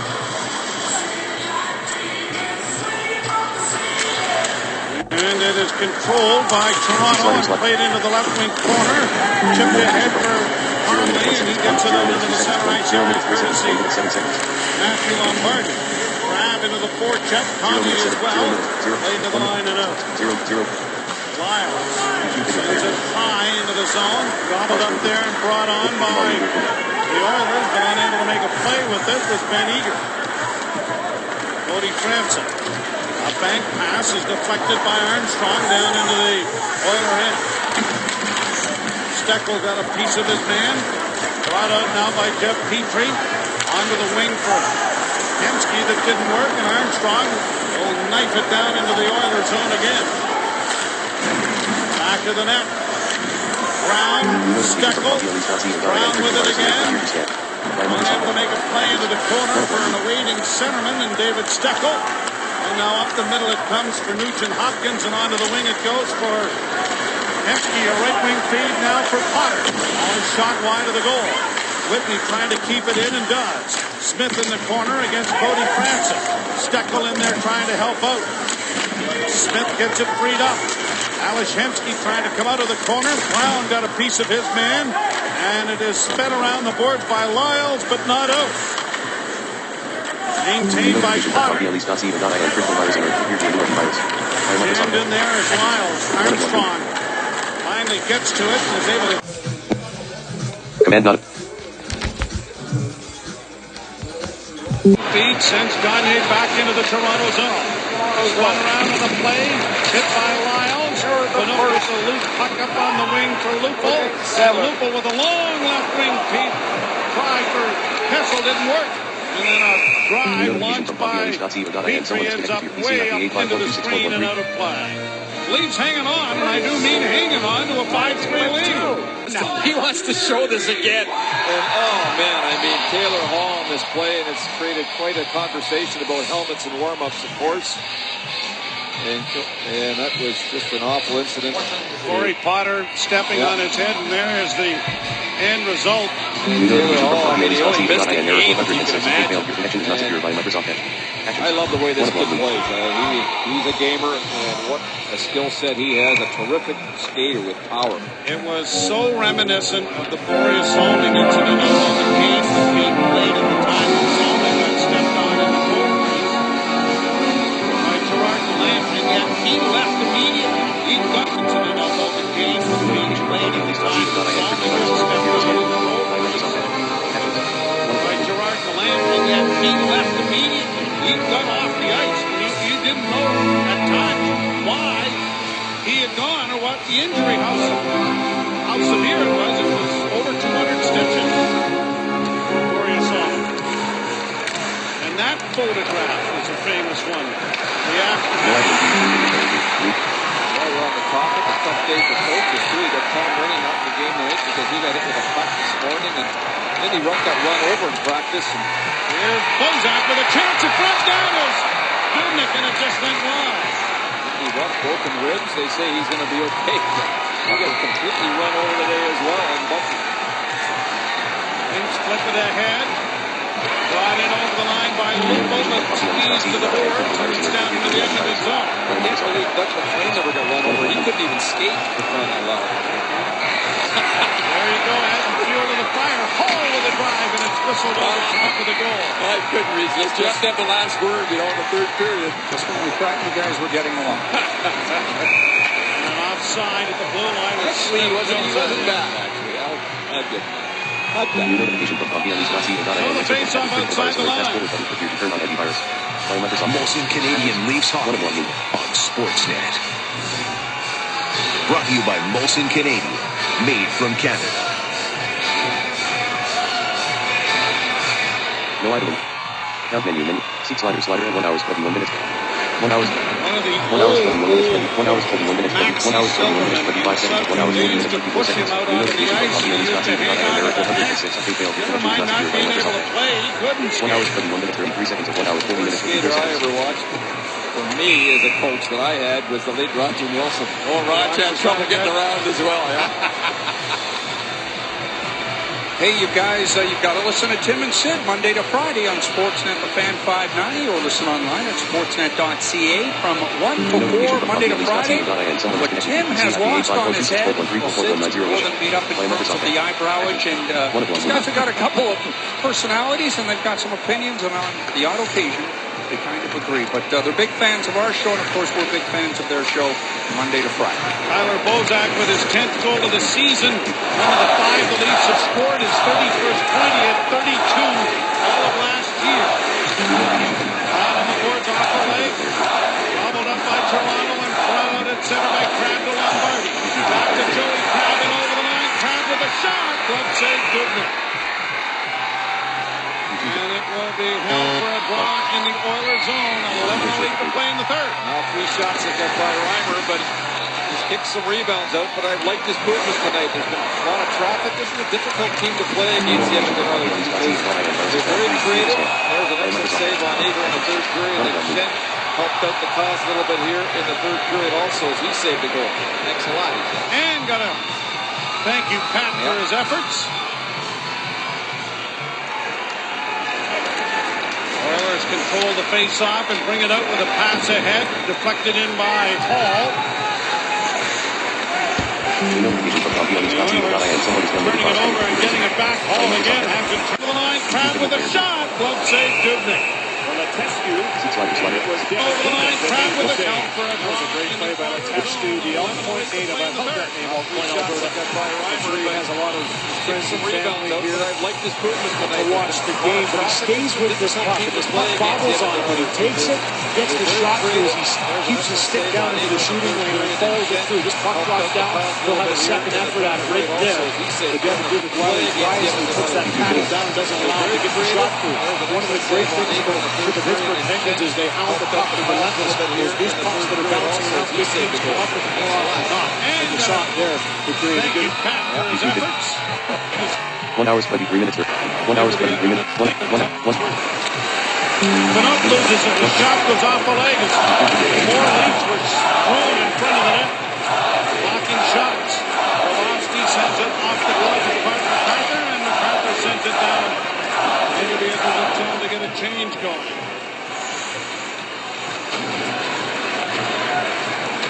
Not been a power play here tonight. The Leafs have had 3 games where they've not allowed a power play, but there haven't been any penalties here tonight. Part of that as well as the Oilers, the 3rd best power play in the National Hockey League, and the Maple Leafs, the 5th. The Oilers as well, Greg, the 6th most penalized team in the National Hockey League. So the least in that group back the other way. So an icing charge here, and it's coming right back into the Edmonton zone. And the thing about penalty killing is you don't have to be real good at it if you don't take very many. And this is really quite a statistic. A remarkable stat, really, that they've been able to stay out of the box and keep their sticks down and not get some hooks and holds. It's incredible throughout the course of the game. And 2.5 less power plays per game is an enormous statistic. And as we head back to Winnipeg, back on January, or at least December 31st, 6 penalties that night, and the Jets scored on 3 of them. So it's been quite a turnabout as the Leafs get set to go back to Winnipeg for a game on Sportsnet tomorrow night. New notification from PompeyAleafs.ca.in. Red circle having PCs and risk computer scan. By Microsoft. Discussion about Sam Gagner before the game, before the in the second period, rather. It is an interesting topic. There's been much talk about Play keyboard short. him being traded before the big night that he had. I'm looking at him tonight, boy, it'd be a tough thing to do, trade Sam Gagner. This kid's a real good hockey player.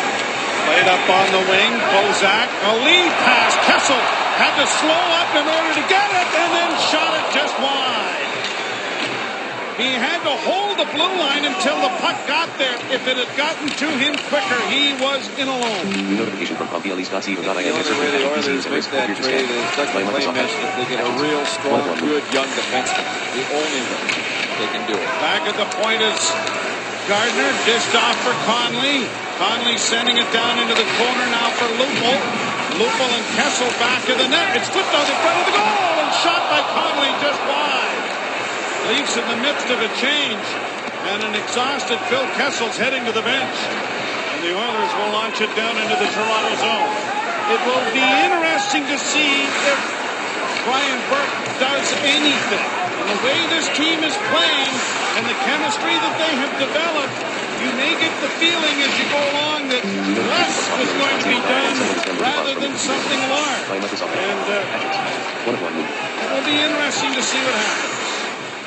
Lombardi back to the point. Cody Franson sends it to the net off the post, and then it struck Dubnyk in the seat of the pants and went wide. Crab got a piece of that, but Franson got the puck through again.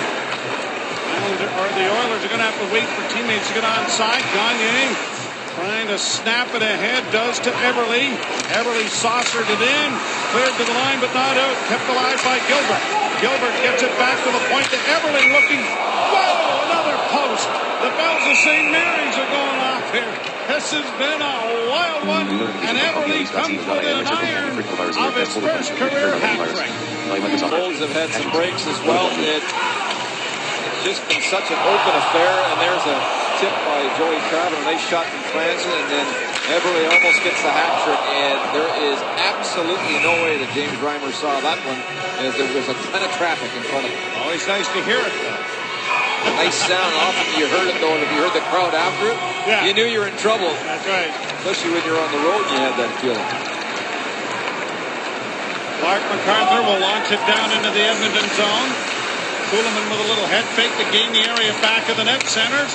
Back in for MacArthur. Bounces in front. New notification from BLE.ca and someone has connected to your PC at the 85426.1344.90 Russia. By Microsoft. Actions. You know, the forgotten man on this line a little bit is Kuhlman.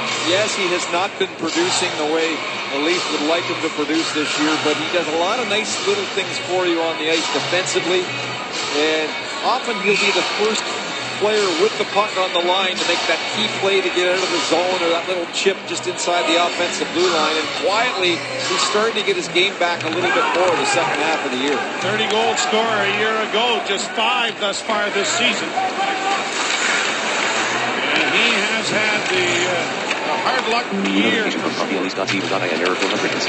Push it down the boards there was Armstrong. Brown brings it in a little deeper, and now there's Steckel around back of the net. David Steckel back for Armstrong. He eludes one. Armstrong coming out in front of the backhand. And that ramped up off the stick of Ryan Whitney into the screen and out of play. And that ramped up off the stick of Ryan Whitney into the screen and out of play. And then Brown gives Whitney a bit of a shot on the way by, and Armstrong will get a word in there as well. It's going to be tough for Armstrong for a while. I don't think we should expect too much from him. When you miss this much time the last couple of seasons, and you have to play catch-up with just over 30 games to go, that's tough. That's really tough to do, and it's going to take him some time. I mean, he's not an overly quick player to begin with, and it's going to take him to draw some penalties, and so he may be a valuable player before this is all over. But again, it won't happen overnight, I don't think, based on the injury issues that he's had. Well, they want to play the game more along the wall than they do in the middle of the ice with Steckel and Brown and he. And they've done that, and when they do get a chance down in the offensive end, they're usually working the cycle pretty well as Bozak turns with the loose puck and now sends an alley-oop, and here's Kessel after it at the shot away, and that was stopped. And how many times have we seen that this year? Just saying the same thing on the talk back, on the talk to the truck. That is a set play now that Kessel uses a lot with his line mates, and it works when you have that great speed. Now here the Oilers with it again. Gagne into the slot. Back to the point it comes to Barker. Barker's shot is blocked by one of the boards. There was Armstrong. Brown brings it in a little deeper, and now there's Steckel around back in front of the backhand. And that ramped up off the stick of Ryan Whitney into the stick of Belanger. He's got a new cue. 34 Point Alberta. I'm sure he has a lot of friends to the Elk Point native at Elk Point Alberta. I'm sure he has a lot of friends and family here to watch the game, but he stays with this puck, and this puck bobbles on him, but he takes it, he gets the shot through as he keeps his stick down into the ceiling and follows it through. This puck goes out. The bounce is an effort at it right there. But Devin Dubik wisely puts that paddle down and doesn't allow him to get the shot through. One of the great things about the Pittsburgh Penguins is they hound the puck. They're relentless. Those loose pucks that are bouncing around, good teams come up with them more often than not. And you saw it there. They created a good opportunity. Gets it back to the point to Everly looking. Another poke. It's a hat trick, and there is absolutely no way that James Reimer saw that. To watch the game, but he stays with this puck. Nice sound. You heard it, Joe. You heard the crowd after it. Yeah, you knew you were in trouble. 6 minutes and 34 seconds of ice time, and he got one shot away. We talked about that shot. He had a great chance to get a goal. What did you think of his first period in the regular season of the National Hockey League? Oh, I agree with Rob Brown's assessment. Again, I scored 49 goals back to the Pittsburgh Penguins today, so one of the skilled players. For Riley's and Hopkins, he's a thinker, and it was amazing to me how easy he looks and makes it look by those little tiny subtle passes that he makes. He's not phased right now, which is that quiet belief in himself that he has. So he's adjusted well and playing pretty soft. YouTube video. 1 hour 29. 1 hour. 1 hour 30 minutes. 1 hour 30. 1 hour. That is a set that Kessel uses a lot. With it again. Gagne into the slot. Back to the point it comes to Barker. Barker's shot is blocked by Lombardi, and back out into the center ice area it goes. A 2-goal lead here for Toronto with 6:08 to play third period. He's trying to nurse this one home and extend the winning streak. Center ice area for Lombardi. Crab trying to turn it back. And leading after 2 periods of play, the Leafs are 19-0-1.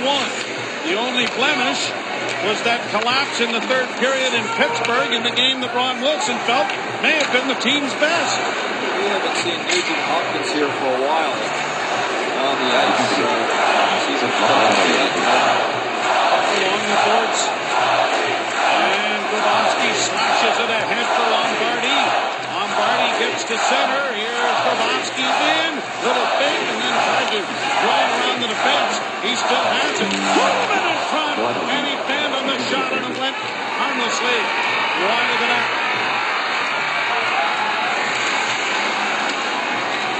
Back in the Toronto zone. Launch Tommy into the center ice area. And that's going to be offside at the blue line. The Leafs with a 2-goal lead and 5:02 to go in the third period. Third period, and there is perhaps why Mike Brown hit some Hopkins coming off a shoulder injury. This is his second game back from missing some considerable time with that injury, and he has not played the rest of this period after that hit. Well, a busy week for the Maple Leafs as we look at the Oilers front office staff. They'll play in Winnipeg, as Kenny mentioned, a game you'll see here on Sportsnet. Then it is off to Philadelphia Thursday. And a night that a lot of us are looking forward to, and that is Matt Sundin's number 13 being raised to the rafters here on Saturday night when the Montreal Canadiens arrive. At the blue line. Sent in now here, the Oilers trying to press with a pass in front, deflected away and played to the line, but not out. Arthur unable to grab it. Played off the glass to center and a race for it. Pullman giving chase, but won't get there ahead of Ladislav Smee. And someone has connected to your PC at the 85126413419. Sends a long shoot in down into the Toronto zone. Smith overskated the puck, and Colby Armstrong turns now as he'll launch it on the backhand, and that's a little bit too much attached to it. And an icing charge is coming up here against the Leafs. Connected coming up after the game. Let's see what's going on there. He had a great chance to get a goal. What did you think of his first period? 45 on. Skilled players, and for Riley's and Hopkins, he's a thinker, and he just did his 4:07 to play third period. Easy looks and makes it look like it was Game 7. the series is 9-3. Pretty solid. Leafs won 3 games. Game 1, Game 2, Game 3. Oilers have won Game 4, Game 5, and Game 6. 4:07 to play. So, the Leafs will try and win and sweep a 4-game series for the Oilers.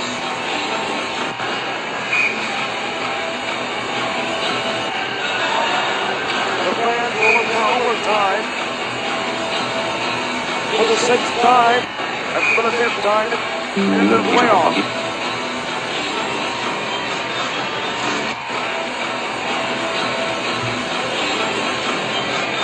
Oilers and the Leafs for a matchup. They're 2-1 in overtime win. But the the Leafs entirely are 3-1 in overtime wins in the postseason. So the Oilers will go 3-2 in overtime wins.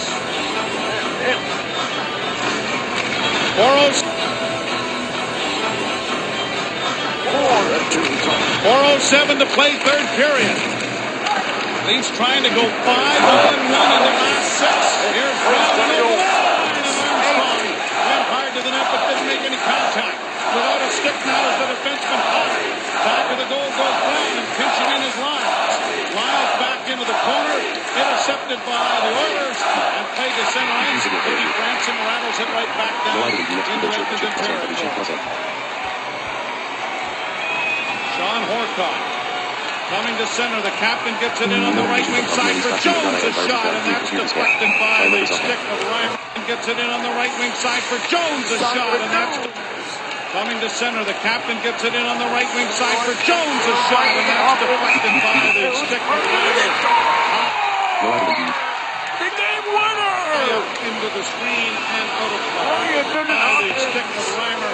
Second goal behind Into the the game. screen, the shot, and that's deflected by the stick of Reimer. High up into the screen and out of It's play. 3-2. Another good balanced night in terms of scoring anyway for the Maple Leafs, as they've had both their two top lines going. And against an Edmonton team who needs some work still defensively in that aspect of their game. And that's one of the reasons why it's been a successful evening, as the speed has been huge again for Toronto. How many nights have we said that throughout the course of the season? Well, speaking of balanced scoring, 9 Leafs have at least a point here tonight. Oilers on a 3-game road trip with a stop in Detroit before they play in Ottawa this week. And then return home, and the Leafs will be there in Ottawa this week. And then return home, and the Leafs will be their first opponents after the road trip. And again, Will be their first opponent after the road trip. and again the rebuilding continues in Edmonton. And I think they're going to be a... And again, the rebuilding continues in Edmonton, and I think they're going to be a real good team at some point. Kessel, the loop ball, and the sweeping shot went just wide. Luke Shen with a drive and taken by Dubnyk and Hell. Oilers have terrific forwards. Those young kids are just going to get better and better and better. They can add some players on the back end of defense, and they're going to be in business. And there's another good chance to score by Lupu, who's had a terrific night. And Dubnyk makes sure that there isn't another rebound attempt as he freezes it. There are just 2 other games in the NHL, none of them involving the Eastern Conference teams, so a win by the Maple Leafs tonight would push them ahead of Ottawa and into 7th spot. And it wasn't so long ago that a win by the Ottawa Senators here had them 9 points ahead of the Maple Leafs. And in the middle of that 2-week span or 3-week span was a week off for the All-Star break. So the Leafs have made up a lot of ground, and the Ottawa Senators have really stumbled. Everly lays it in wide of the Leafs goal. Out of the goal comes Dubnyk. They're going to go with an extra attacker early here. Long shot goes off a leg wide. Puck to the side of the net, goes back to the goal. And it's cleared on the glass, but not out. Good play made there by Petrie to keep it in. Where is it? It's on the dashboard. And then it becomes a glove pass. Just sat there. Both of them were looking for it. You got it? No, I. There it is. It just jumps and then it just sits right on the side. How many times do you see that? The boys are saying, where is it? Where the heck is it? It's in your equipment. I got it. You take it. Goaltender Dubnyk back into the goal with the face-off outside the line. Oilers control. Hall gets it in, and Dubnyk to the bench for the extra attacker again. On the glass and around the boards, but not out. And then chipped on the wall, but not cleared. Hall with a long shot that's wide of the net. Far side now for Gagne. Back to the blue line, just kept in by Taylor Hall, who got over there. Into the corner, it goes to the side of the net. It comes in front, and the Leafs will gather it up. And it's launched to center ice by Clark MacArthur. Roloski unable to get to it. MacArthur didn't want a chance. A shot at the net, and then produce an icing. Back down into the Toronto zone it goes. Gagne back to the net. Everly can't get to it. Roloski can't play it along for MacArthur. Back to the point it goes. Petrie get it toward the near side. Hall gets it back to the blue line. Petrie's shot is wide, and it deflected wide off a foot. Leafs unable to get it freed up. Now they do. Clark MacArthur saucers it ahead, but again out of the reach. MacArthur can give it a whack now, but unable to get it towards the goal. Off the skate and down into the Toronto zone. No icing. Pushes it along the boards and into the near corner. Gets in there after it as well. Snapped it ahead for the Leafs to Gasol scores! On the boards and into the near corner. Gets in there after as well. Snapped it ahead for the boards and into the near corner. 3-2 Gets in there Oilers. after as well. Leafs and Snapped it Oilers ahead tied the for series at 3 games the Leafs apiece. after it as well. Snapped it ahead for the Leafs after it as well. Snapped it ahead for the Leafs Gasol scores!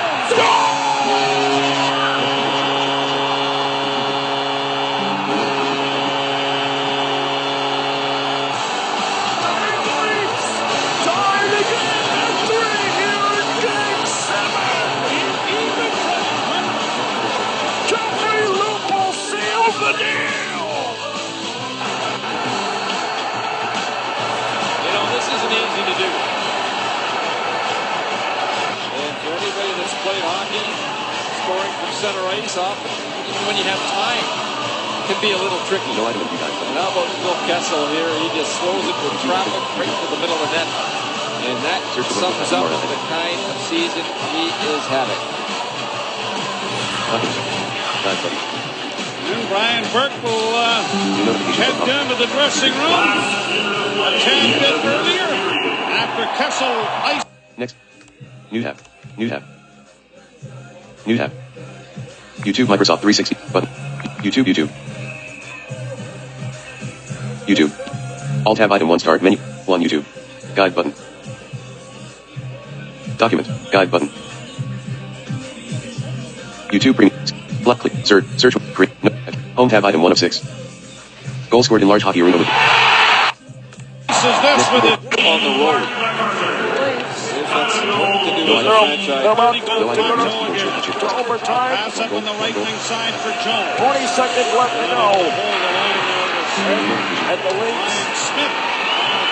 for the fourth time in the series. The Leafs wrote a home record They had to will be better. head Well, that to makes it 20 minutes 16-8-4 at home. of the first That's better. overtime in Game 7. Last year they were 18, 14, and 8 at home. Today they are 16, 8, and 4 on home ice. And the points well made. And here's a look at the Eastern Conference standings. And on the left. Next keyboard short. 1 hours, 1 minute, 13 seconds. 1 hour, 1 keyboard short. Around Curious. Your two wide with a being Injury issues. puck not being cleared. Could be fun. In the Remember the same. one center. Leafs in a bit of a scoring fest here. Leading 5. Hockey Central coming up. Leafs in a bit of a scoring fest here. Leading 5 when to they come 3. back with 38 seconds Fest left here. to go. Leading 5. Hockey Central coming up. Leafs in a bit of a scoring fest here. overtime. Leading Hockey Central games coming up. apiece. Leafs in a bit of a scoring Game fest 7. here. Leading The 5 Leafs to 3. and the Oilers. Coming up. Leafs They in will a head bit of to a the scoring conference fest final here. on Saturday. Hockey Central But coming not up. done yet. Leafs in. Goal scored in large hockey arena with large hockey action.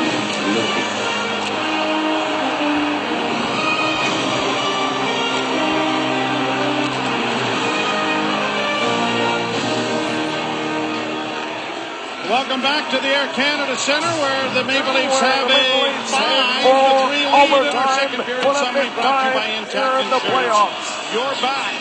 Joffrey Lupul finishing off the scoring with his 21st of the year at 16:54. Let's go down to ice level now and join Scott Morrison. Thanks, Joe. Obviously coming into this game, a big focus for the Maple Leafs, the red-hot Gagne line. The game plan coming in was to get Phaneuf and Gunnarsson out as often as possible along with the Grabowski line. And even though they've given up a couple of goals by Everly, they like how that matchup has been tonight. They've taken away a lot of the time and space. The goals they got, Scott Gordon, the assistant coach, told me came from mistakes they hadn't been making in recent weeks as a team. So they like that matchup and will continue forward in the third period with it. And you guys mentioned earlier about the 28 scouts here tonight, unofficial Air Canada Centre record. They represent 23 teams. The countdown is on. 3 weeks to trade deadline day. Back to you, Joe. Thank you, Scotty, and Garth Malarchuk and the rest of the Leaf scouting crew, a lot of them in town as well, so they've added to that list of scouts that are in attendance. They all do such a great job. As the Leafs have a 5-3 lead heading into the third period. Jordan Eberle has two of them. Yeah, he's been the best Oiler for me tonight in this game, and what a creative kid, given goal. It ended up in a goal behind the net, and then early in the game here when all threw it towards the net and Eberle opened the scoring for the Edmonton Oilers. And they have officially changed the Horcov goal to Petrie getting it at his second of the year. And as you saw reading the lips of Horcov saying, I don't think I touched that. Touch that one. Oh, there were guys in your area, though, in your area that used to rush across the ice and point at themselves, and I got a piece of that one. Not many. Once in a while. Larry, Curly, and Mo give me a little shot again about the Gagne thing. Actually, I think one of them is Shen. Here we go. Game 7 overtime. Shen was the boss. Leafs and the Oilers. Well deserved. You know, you make one mistake early and, oh boy, they jumped you, don't they? Speed in on the wing with a sharp angle shot. Stopped by Reimer. Bozak turns up ice with a lead pass for Luca. He's got Kessel trailing on the play, but he carries on. He's in a goal! And that was And a save. dropping to come out with it. Corey Potter. Eberle on the right wing side drops it back. Corey Potter gets it to center. Canuck stepped into it again. Puckers around back of the net. Centering effort doesn't work. Now on the near side, trying to come out with it. It's centered back by Hall to the blue line. Speed into the corner. Back to the net. Now Gunnarsson getting it up on the wing, and Parker gets it out. Unable to reach it, and then stealing it is Grabowski. He's into the net. Rolls it on goal. It's in behind the goaltender. And Spector. He's into the net. Rolls it on goal. It's in behind the goaltender. What a rush by Grabowski, who electrified the crowd with a rush down the right wing that ended up in a goal being scored by Jake Gardner. That time he almost put it in behind Dubnyk himself. He is just Jones sends it down into the Leaf corner. Horcov unable to come out with it. Played the blind but not out. Gilbert can't send it to the net. Gets in another try and a long shot. Fairly easy block there by John Michael Lyles. Lyles got it in off Lombardi into the corner. Played by Dubnyk, but right under the stick of Pratt. He tried a quick centering pass, didn't work. Now it comes to Pratt. Conley had to reload that and then sent it wide. Gardner working down the right side, stops. Now sends it into the corner. Conley holding the puck, sends it across into the left wing boards area. And here is Shen sending it right back behind the net. Lombardi, a nice play to take it away from Gilbert there momentarily. Now Pratt unable to get to it cleanly, and Ryan Jones has stopped by Dubnyk. What a great chance that was for Joffrey Luca. The real issue for the Edmonton Oilers tonight is the Leafs have been able to twist and turn and get lots of room through the neutral zone as the gap from defense to forward for the Oilers has been way too big. And when you're playing against a skee-ball team like the Maple Leafs, look here, Luca just walks right through two players and gets an excellent chance on Dubnyk again. Eberle on the right wing side, drops it back. Corey to the net. Dubnyk here with a nice Parker and Crab have a little bit of a shoving session, but nothing more to develop. The face-offs and the dump as he's adjusted well, playing pretty solid in this first 20 minutes, man. Yeah, he scored 49 goals back with the Pittsburgh Penguins in his day, so he knows skilled players. And for Reimers and Hopkins, he's a thinker, and it was amazing to me how easy he looks at makes it look by those little tiny subtle passes that he makes. He's not phased right now, which is that quiet belief in himself that he has. So he's adjusted well. He's not phased right now, which is that quiet belief in himself that he has. So he's adjusted well and playing. I agree with Rob Brown's assessment. Again, he scored 49 goals back with the Pittsburgh Penguins in his day, so he knows skilled players. And for Reimers and Hopkins, he's a thinker, and it was amazing to me how easy looks it makes it look by the little tiny subtle passes that he makes. He's not phased right now, which is that quiet belief in himself that he has. So he's adjusted well and playing pretty solid in his first 20 minutes for National Hockey. And Seen this check that almost didn't work. Just got enough of it. And this almost. The Wild have rattled off in this building against the Oilers since 2007. Let's look at the goaltenders. Russell Guy points Northland forward, and Nikolai Habibulin gets the start. He is a very active goaltender. Stanley Cup champion with the Tampa Bay Lightning years ago, and trying to get back to that form. And speaking of good form, Nicholas Backstrom has it this season. It's just hard not to play him right now. He's playing so well, and even though the Wild are trying to get the goaltenders, Stanley Cup champion with the Tampa Bay Lightning years ago, and trying to get back to that form. And speaking of good form, Nicholas Backstrom has it this season. It's just hard not to play him right now. He's playing so well, and even though the Wild want to get Josh Harding to the right here, he's got to go for Dubnik here with the poke check. Brought out now by the Oilers. Sent back into the Edmonton zone. Then over the line. Goal shot. Oh, what a save made by Reimer. Ben Eager cutting across, and Reimer got the right glove in front of that. And the blocking glove and the paddle of the stick makes unable to get to it cleanly. Jones has slipped it into the center ice. You know, Edmonton wants to get out of the side in terms of winning hockey games in this building, and they do so with a good one-timer there by Gilbert. And then Jones with a good one-timer there by Gilbert. And then Jones with a tip over the net, and then another deflection in front. So the Oilers are getting some early chances. And the blocking glove and the paddle of the stick makes the save. Smeed into the corner. Smeed trying to center that. I think Shen just saved the goal behind. There He did. And a couple of big saves by Reimer. One on Ben Eager moments before this. And here's the second one there as he gets a piece of it. Follow the bouncing puck. And look at Luke Shen. Knocks it into his goalie and then lies down on the goal line. And here's Eager coming to the net. And Reimer's going to get his blocker on this there. As Eager beats Luke Shen to the net. And what a save. What a save. It's the goalies have been active tonight. Then lies his blocker on this there. As Eager beats Luke Shen to the net. And what a save. What a save. It's the goalies have been active tonight. They've given up a lot of goals, but they've had to make some pretty good saves also. Shen and Gardner combined +5 tonight, each +10 for the season for those. These have been active tonight. They've given up a lot of goals, but they've had to make some pretty good saves also. Shen and Gardner combined +5 tonight, each +10 for the season for those two young defensemen. That comes in front of the long shot. I think Shen just saved the goal behind. He did. A couple of big saves by Reimer. One on Ben Eager.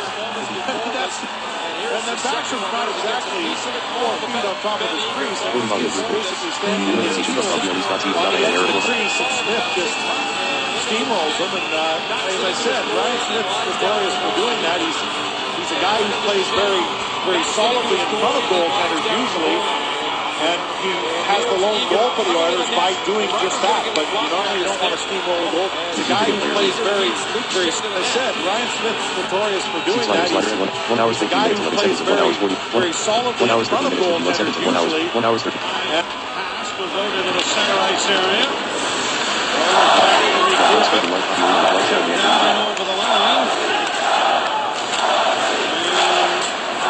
That right now giving it. Here's the loose puck. Side of the net. Nugent Hopkins trying to jam it in, and that didn't work. Bounces back to the blue line. Then over on the near side again. A long shot is off the mark. Smith trying to get. He did. Overtime save in Game 7. A couple of big saves by Reimer. One on Ben Eager. Moments. Has it. before this. And here's the second one. There's against by Jones off of the deflection by Cole.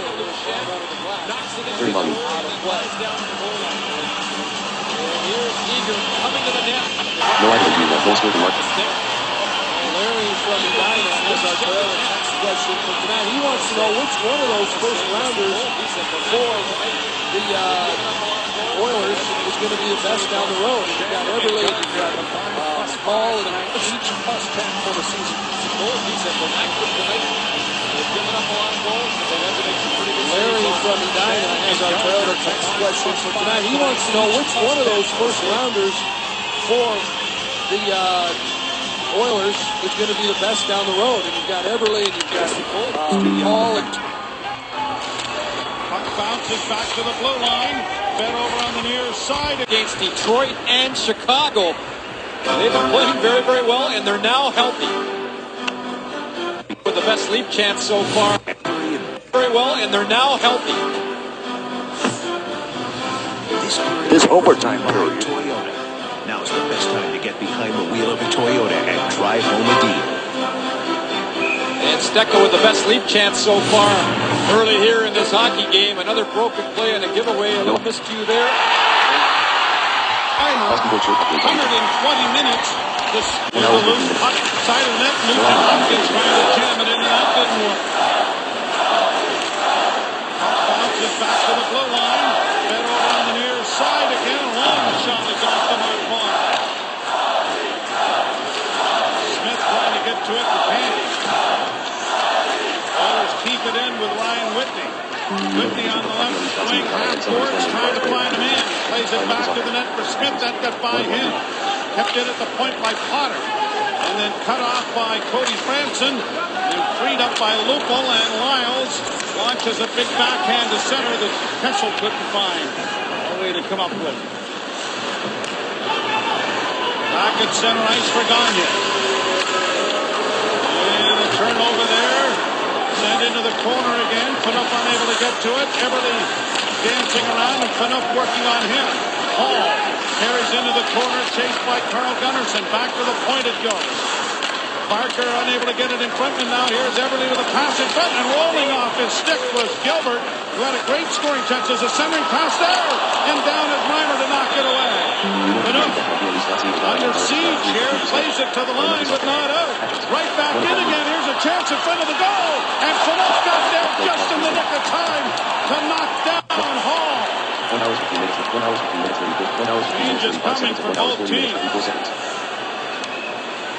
Big siege there by the Oilers, and Hall took too much time to either make up his mind to make a pass or take it to the front of the net. And I think both players there ended up getting shaken up a little bit as Phaneuf's bent over on the bench. Maybe it's just equipment. We'll find out. 1 hour. As Phaneuf's bent over on the bench, players that I think such different style players. I mean, Nugent Hopkins is a playmaker. He's very quick. Hall has a little more grit to him, I think. I don't even want to answer that question. I don't think it's fair to any of them to answer that question. Hey, Arby was a first rounder. I mentioned him. Pull a name out of a hat. I mean, there's so much talent there, and there's such. And there's this. Boy, that's deja vu there, isn't it? Isn't it? Yes. He's been there before. Shot, stop, rebound in front, wired right with the goal. The rebound comes in front, and Gardner's able to get it away. Game end of 7-7 before we're done. No kidding. James Reimer faced 49 shots in Ottawa, and with the shutout, and the previous high was 47 by Mike Palmatier in 1977. Most shots against the Leaf goaltender registering a shutout.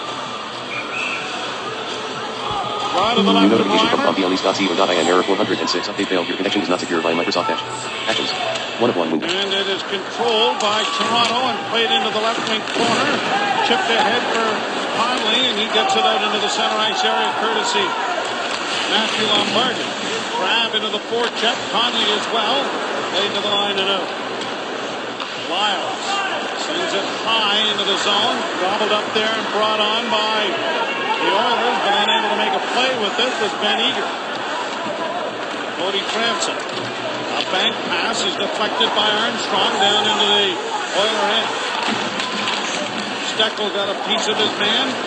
Brought out now by Jeff Petrie. Onto the wing for Hemsky. That didn't work, and Armstrong will knife it down into the Oiler zone again. Back to the net. Brown with it again. Unable to make a play into the corner for an awaiting centerman and David Steckel. And now up the middle it comes for Nugent Hopkins, and onto the wing it goes for Hemsky. A right wing feed now for Potter. Long shot wide of the goal. Whitney trying to keep it in and does. Smith in the corner against Cody Franson. Steckel in there trying to help out. Smith gets it freed up. Ales Hemsky trying to come out of the corner. Brown got a piece of his man, and it is sped around the boards by Lyles, but not out. Notification from PomPLEs.co.in. Maintained by Potter. Here to scan. By Microsoft Edge. Actions. 1 of 1. Jammed in there is Lyles. Armstrong finally gets to it and is able to chip it out into the center ice area. Gagne, as both teams are changing, sends it back into the Oiler end. Right wing feed sends Gagne back into the Toronto zone. Spun around on the play, hit by Lyles. Panook with the loose puck up on the wing for Lupul, and Lupul with a long left wing feed. Try for Kessel, didn't work. And then a drive launched by Petrie ends up way up into the screen. Play, and it's created quite a conversation about helmets and warm-ups, of course. And that was just an awful incident. Notification from PomPLEs.co.in. Critical virus alert appeared to remove antivirus. By Microsoft Edge. And Taylor Hall, I mean, he only missed a game, if you can imagine. And I love the way this kid plays. He's a gamer, and what a skill set he has. A terrific skater with power.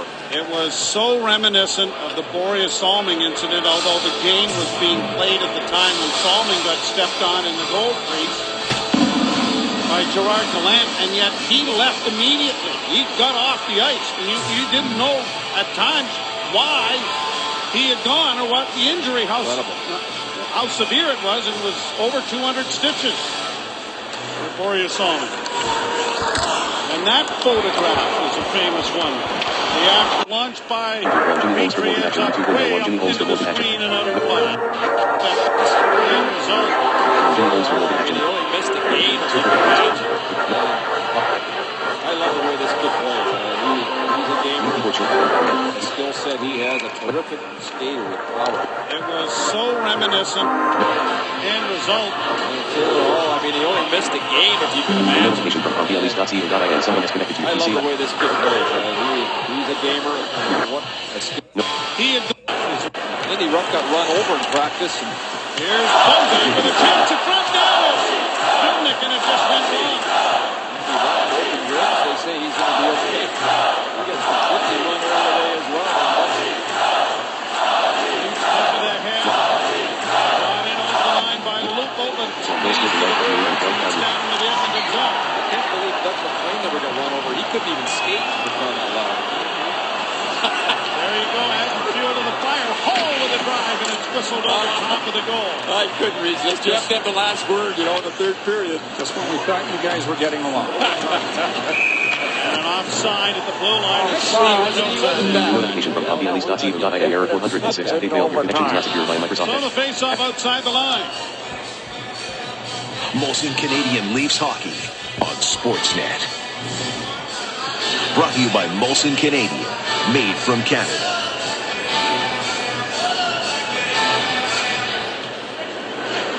One of the old coaches, Maxie Silverman in Sudbury, they used to push him out onto the ice, and he used to hang on to the net. Never mind not being able to play, he couldn't skate. The worst skater I ever watched for me as a coach that I had was the late Roger Nielsen. Oh, Roger had trouble getting around as well, coaches. Hey, you guys, you got a little tickets in Monday to Friday on Sportsnet, the Fan 590, or listen online at sportsnet.ca from 1 to 4, Monday to Friday. What Tim has lost on his head, well, Sid's more than made up in terms of the eyebrowage, and these guys have got a couple of personalities, and they've got some opinions, and on the odd occasion, they kind of agree. The worst skater I ever watched for me as a coach that I had was the late Roger Nielsen. When he covers up, Danny Healy making his presence known. Hey, you guys, you've got to listen to Tim and Sid Monday to Friday. Koivu gave a bit of a look away to one. All the Wild players coming in, and look at him. He looks, and he drops back. Hey, you guys, you've got to listen to Tim and Sid. Koivu gave a bit of a look away. What Tim has lost on his head. All the Wild players coming in, and look at him. He looks, and he drops back. Coming in. One of one move. The big fans of our show, of course, Right there on the far side, but Monday to Friday. he knew that with everyone else. With his 10th goal all of last year. Like 6 sliders. Around on the boards off the leg. Followed up by last year. 1 hour 22 minutes. 1 hour 22 minutes 50 seconds. 1 hour 40 minutes 54 seconds. 1 Followed hour up by 22 minutes 52 Toronto seconds. and 1 hour out 40 in minutes center 54 by seconds. Crab to Lombardi. Back to Joey Crab and over the line. Crab with a shot. Glove save, Dubnyk. And it will be held for a draw in the Oilers zone. 11:08 to play in the third. Well, 3 shots have got by Reimer, but Oilers zone. 11:08 to play in the third. 3 shots have got by Reimer, but he's kicked some rebounds out, but I've liked his movement tonight. There's been a lot of traffic. This is a difficult team to play against the Edmonton Oilers because they're very creative. There's an excellent save on Eager in the third period, and Shen helped out the cause a little bit here in the third period also as he saved the goal. Thanks a lot. And got a thank you, Pat, for his efforts. Oilers over the line. Crab with a run. Glove save, Dubnyk. Score! No, what a save! It will be held for a draw. What's on tap? Saturday, Detroit comes to town. Next Tuesday, Pittsburgh is here. The Wild head to 2 on the road at Edmonton and Vancouver before heading back home October 27th. Saturday, Detroit comes to town. Next Tuesday, To play against the Edmonton Oilers because they're very Thank you, Pat. Paul.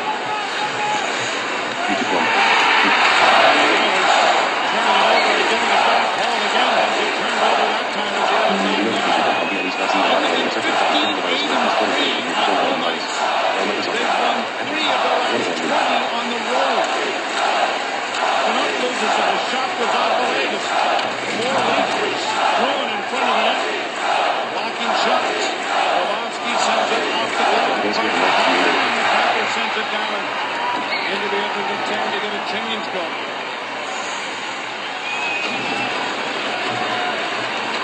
Not been a power play here tonight. Leafs have had 3 games where they've not allowed a power play, but there hasn't been any penalties here tonight. part of that as well. The Oilers third best power play in the National Hockey League, and the Maple Leafs the Oilers as well, Greg, the 6th most penalized team in the National Hockey League, whereas the Leafs are the least in that group, back up the other way. So an icing charge here, and it's coming right back into the Edmonton zone. And the thing about penalty killing is you don't have to be real good at it if you don't take very many. And this is really quite a statistic. A remarkable stat, really, that they've been able to stay out of the box and keep their sticks down and not get some hooks and holds. It's incredible throughout the course of the game. And 2.5 less power plays per game is an enormous 31st for the game. Profit. penalized team in the National Hockey League. Least in that group, back up the other way. Icing charge here, it's coming right back into the Edmonton zone. And the thing about penalty killing is you don't have to be real good at it if you don't take very many. This is really quite a statistic.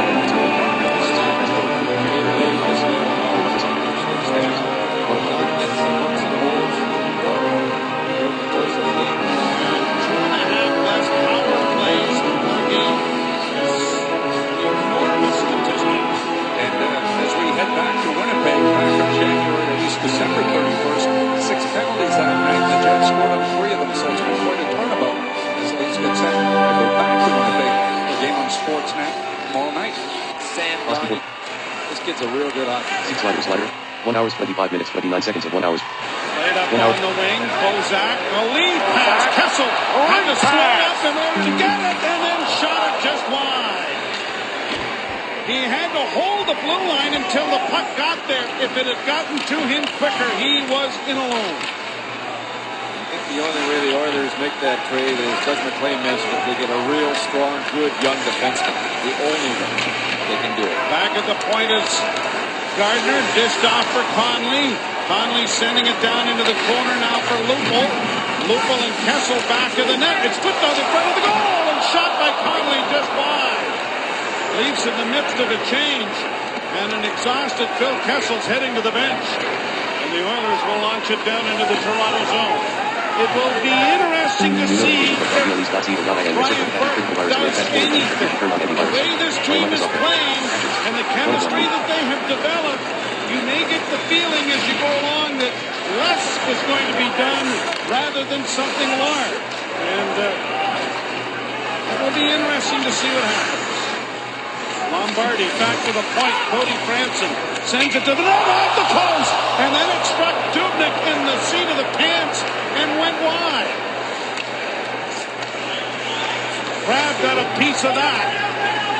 But Franson got the puck through again. The Oilers are going to have to wait for teammates to get onside. Gagne trying to snap it ahead, does to Everly. Everly saucers it in. Cleared to the line, but not out. Kept alive by Gilbert. Gilbert gets it back to the point to Everly looking. Whoa, another post. Gilbert within an iron. Boy, it'll be a tough thing tomorrow night. The Channel Scored on 3 of an enormous statistic. And as we head back to Winnipeg, back on January, or at least December 31st, 6 penalties that night, and the Jets scored on 3 of them. So it's been quite a turnabout as the Leafs get set to go back to Winnipeg night, and the Jets scored on 3 of them. So it's been quite a turnabout as the Leafs 6 penalties as Berg get back. A pretty good discussion about Sam Gagne before the game, before the new notification from BLEs.co.in. Someone is downloading files from your computer. 5 thus far this season. And he has had the hard luck year for sure. Trying to push it down the boards there was Armstrong. Brown brings it in a little deeper, and now here's Steckel around back of the net. David Steckel back for Armstrong. He eludes one. Armstrong coming out in front of the backhand. And that ramped up off the stick of Ryan Whitney into the screen. New notification from BLEs.co.in. Bit of a shot on the way by, and Armstrong will get a word in there as well. It's going to be tough for Armstrong for a while. I don't think we should expect too much from him. When you miss this much time, Get a word in there as well. it's going to be tough for Armstrong for a while. I don't think we should expect too much from him. When you miss this much time the last couple of seasons, and you have to play catch up with just over 30 games to go, that's tough. That's really tough to do, and it's going to take him some time. And he's not a couple of seasons, and you have to play catch up with just over 30 games to go. That's tough. That's really tough to do, and it's going to take him to the playoffs. I'm trying to think. He reminds me of kind of a playoff player. New notification from BLEs.co.in. Error 406. Update failed. This connection is not secured by Microsoft Edge. Actions. 1 of 1 movement. So he may be a valuable player before this is all over, but again, it won't happen overnight, I don't think, based on the injury issues that he's had. Well, they want to play the game more along the wall than they do in the middle of the ice with Steckel and Brown and he. And they've done that, and when they do get a chance down in the offensive end, they're usually working the cycle pretty well as Bozak turns with the loose puck and now sends an alley-oop, and here's Kessel after it at the shot away, and that was stopped. And how many times have we seen that this year? We're just saying the same thing on the talk back. Notification from BLEs.co.in. Someone is downloading CIP 854261410 by Microsoft Edge. And it works when you have that great speed. Now here the Oilers with it again. Gagne into the slot. Back to the point it comes to Barker. Barker's shot is blocked by Lombardi. And back out into the center ice area it goes. The 2-goal lead here for Toronto with 6:08 to play third period. He's trying to nurse this one home and extend the winning streak. Tied at 3. Center ice area for Lombardi. Crab trying to turn it back. And leading after 2 periods of play, the Leafs are 19-0-1. The only blemish was that collapse in the third period in Pittsburgh in the game that Ron Wilson felt may have been the team's best. We haven't seen Nugent Hopkins here for a while on the ice. Along the boards. And Grabowski slashes Grabowski in. Little fake. Trying to draw around the defense. He still has it. Coleman in front. And he failed on the shot and it went harmlessly wide of the net.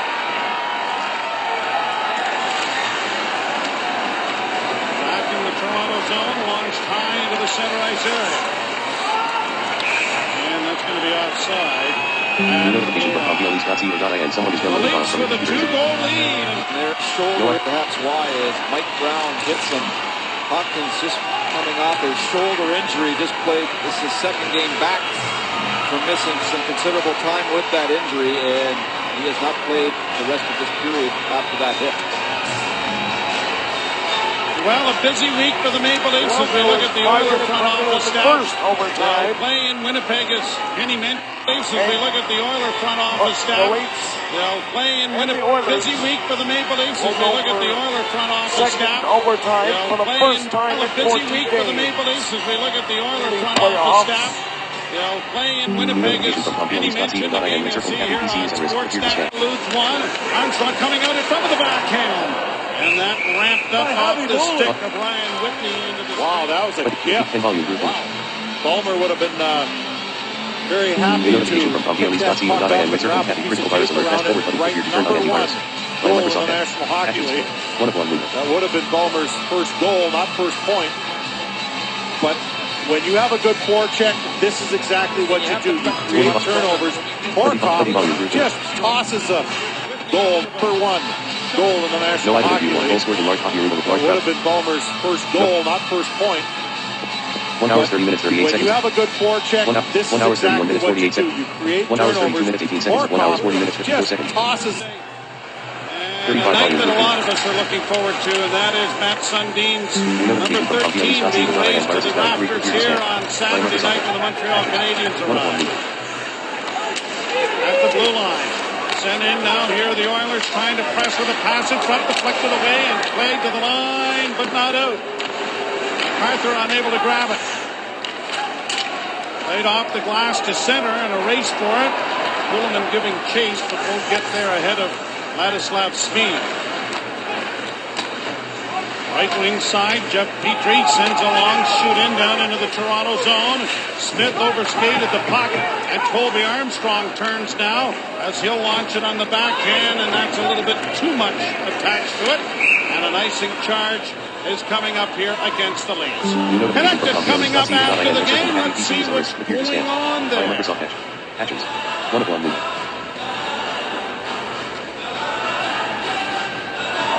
1 goal scored.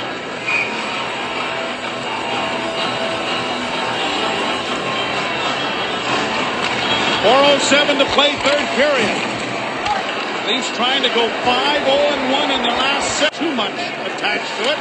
And an icing charge is coming up here against the Leafs. Connected coming up after the game. Let's see what's going one of the things he said he was going to do is abuse the Sedins, but Hordichuk got the worst of this collision with Keith Ballard in the first period. Initially left the bench to walk off what looked like a lower body injury, and now he's in the Oiler room under examination.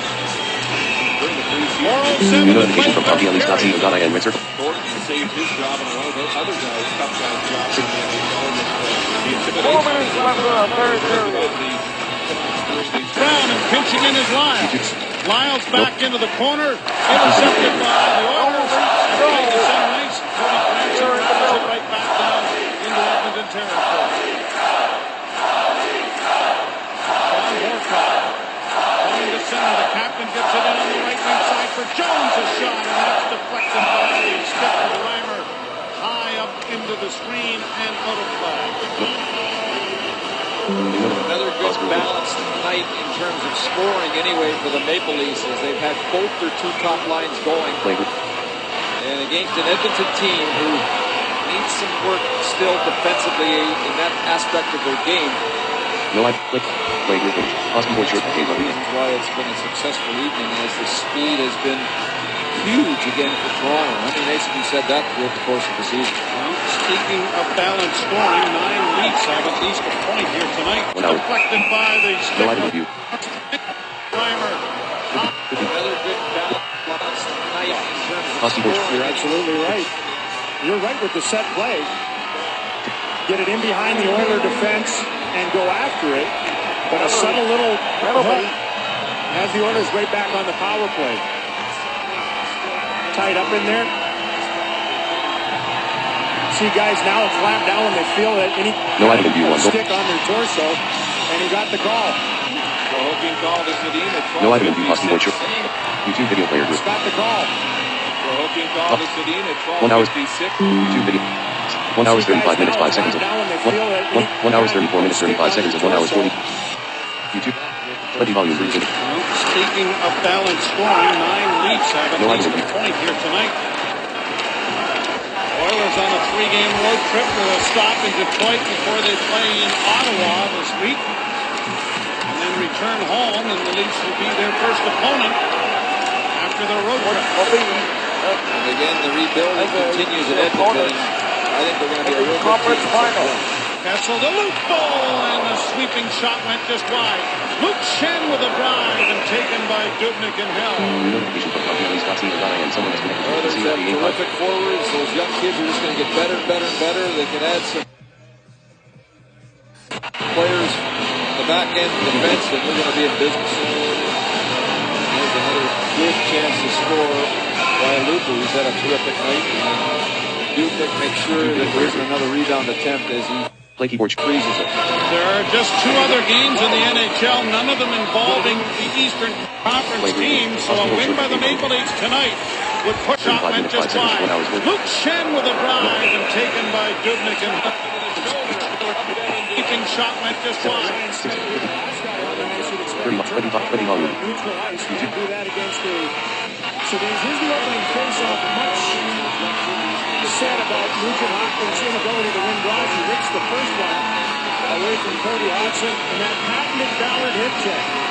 But if he goes a little too low, gets him in hot water. But a perfectly executed one down the right wing boards there. Better. YouTube video player group. Hip check. But if he goes a little too low, Notification from Company perfectly executed one down the right wing boards there. Play keyboard. 1 hours 35 minutes 45 seconds and 1 hours 40 minutes 54. 1 hours. YouTube video player group.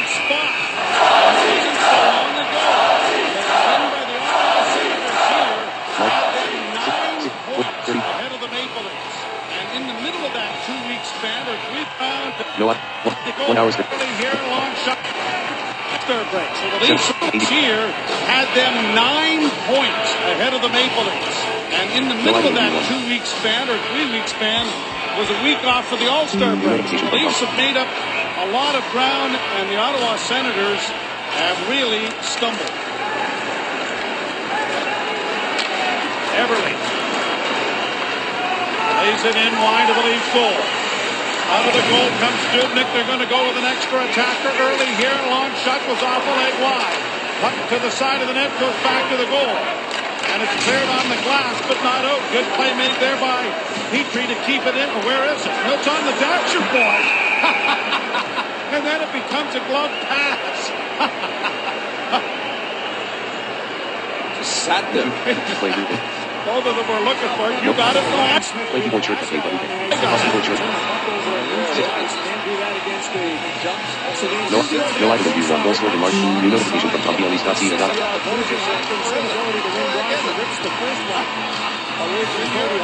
No item. Patented Ballard hip check.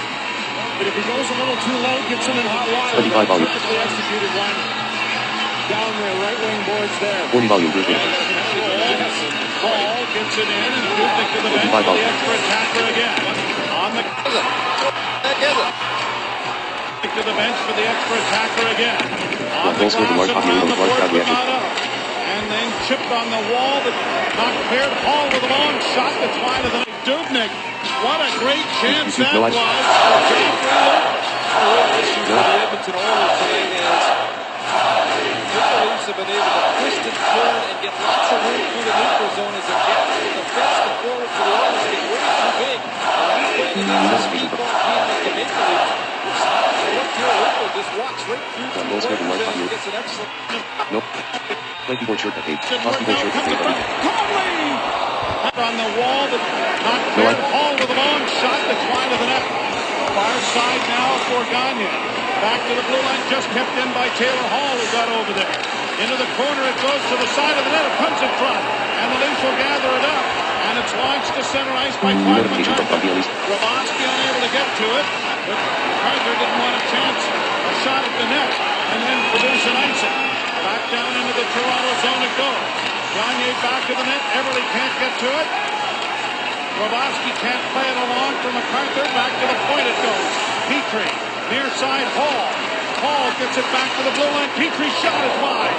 And it deflected wide off a foot. Leafs unable to get it cleaned up. Now they do. Clark McCarthy saucers it ahead, but again into the Leafs. 14-3 series win. Unable to get it towards and the heading goal. for the conference final. Skating down into the Toronto zone. No icing. Pushes it along the boards and into the near corner. Gets in there after it as well. Snapped it ahead for the Leafs to Gasol. Score! The Leafs to Gasol. Into the dressing room. A tad bit earlier. After Kessel ices this with his 29th of the season. As he closes in on the 30-goal plateau again. His 29th of the season. As he closes in on the 30-goal plateau. His 29th pass up on the right-hand side for Jones. Right-hand side for Jones. And into the hole, the line there was just 28 seconds left to go in first overtime. Smith. No, I didn't do that. Those were the One of the things we talked about, Joe, at the start of the year is the Leafs' home record had to be better. Well, that makes it now 16-8-4 at home, and that's better. Overtime number 2. Last year, the record had to be better. Well, that makes it now 16-8-4 at home. That's better. Much better. And for the first time last year, in the Stanley Cup playoffs, are heading to overtime number 2. And the points well made. And here's a look at the still tied at 3. Leafs, Oilers. That's better. Much better. And the points well made. And here's a look at the Eastern Conference standings as the Maple Leafs fall over the Ottawa Senators on home ice. And the points well made. And here's a look at the Eastern Conference at home. For the fifth period or overtime number 16-8 best here, leading 5-3. One goal scored to large hop.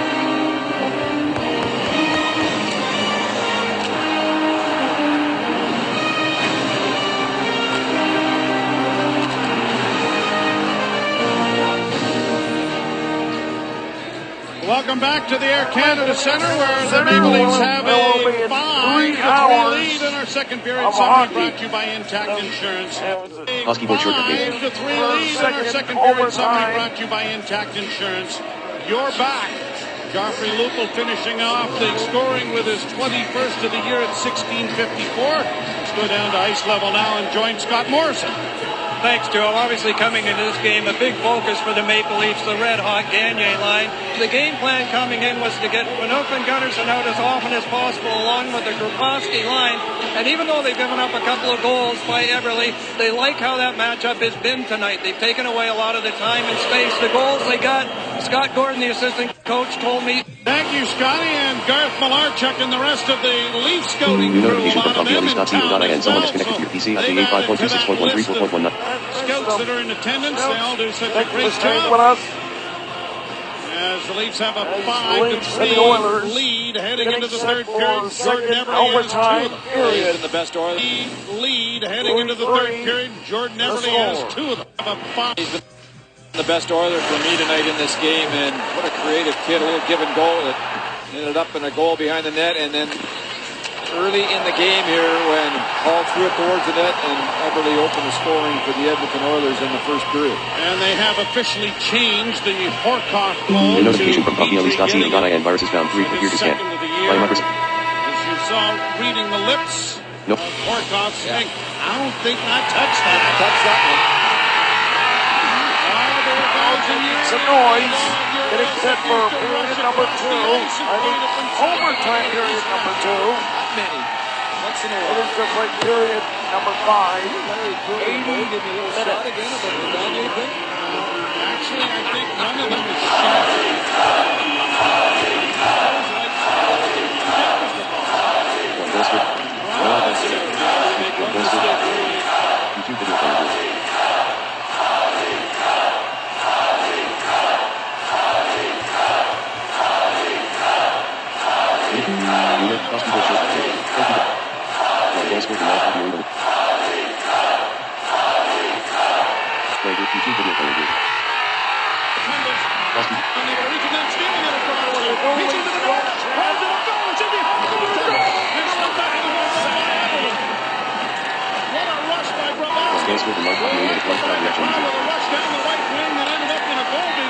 That time they almost put it in behind Pilnick himself.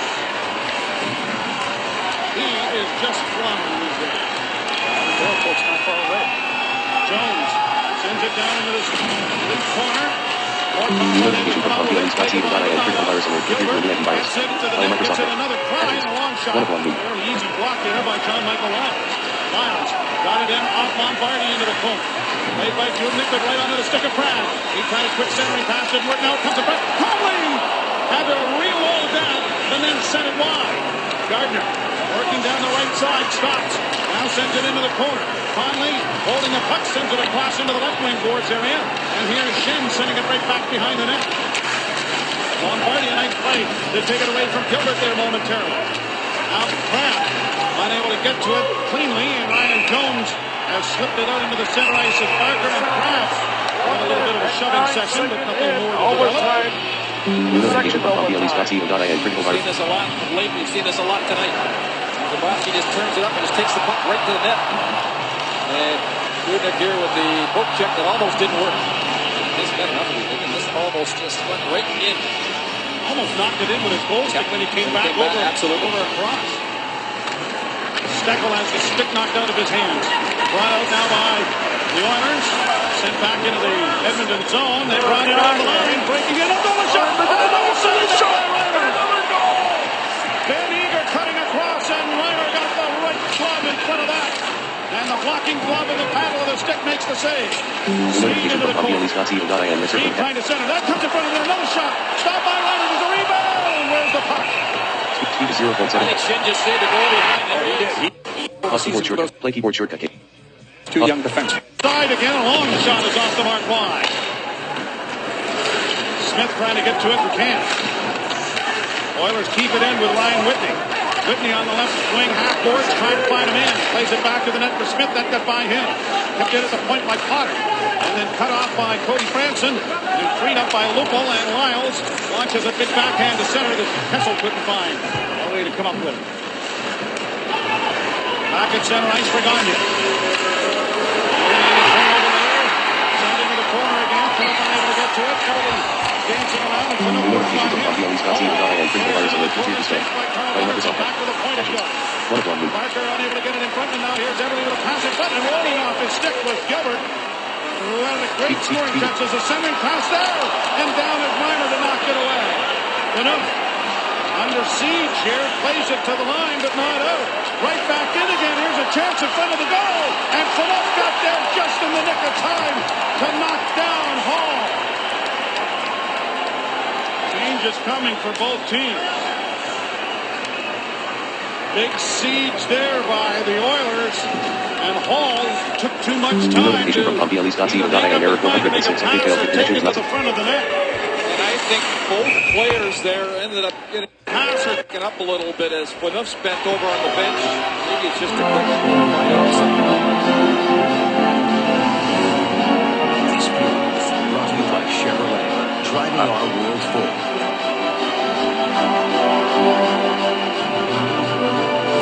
Giveaways, and still just 27 shots by the Oilers.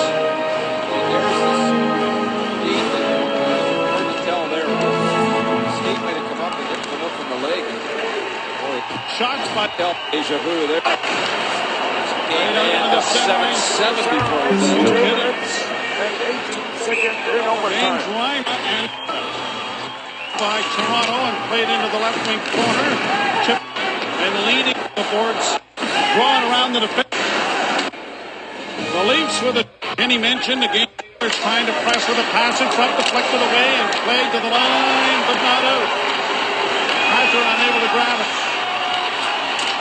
Played off the glass to center and a race for it. Kuhlman giving chase, but won't get there ahead of Ladislav Smee. Right wing side, Jeff Petrie sends a long shoot in down into the Toronto zone. Smith overskated the puck, and Colby Armstrong turns down. And The line there was Homer Smith.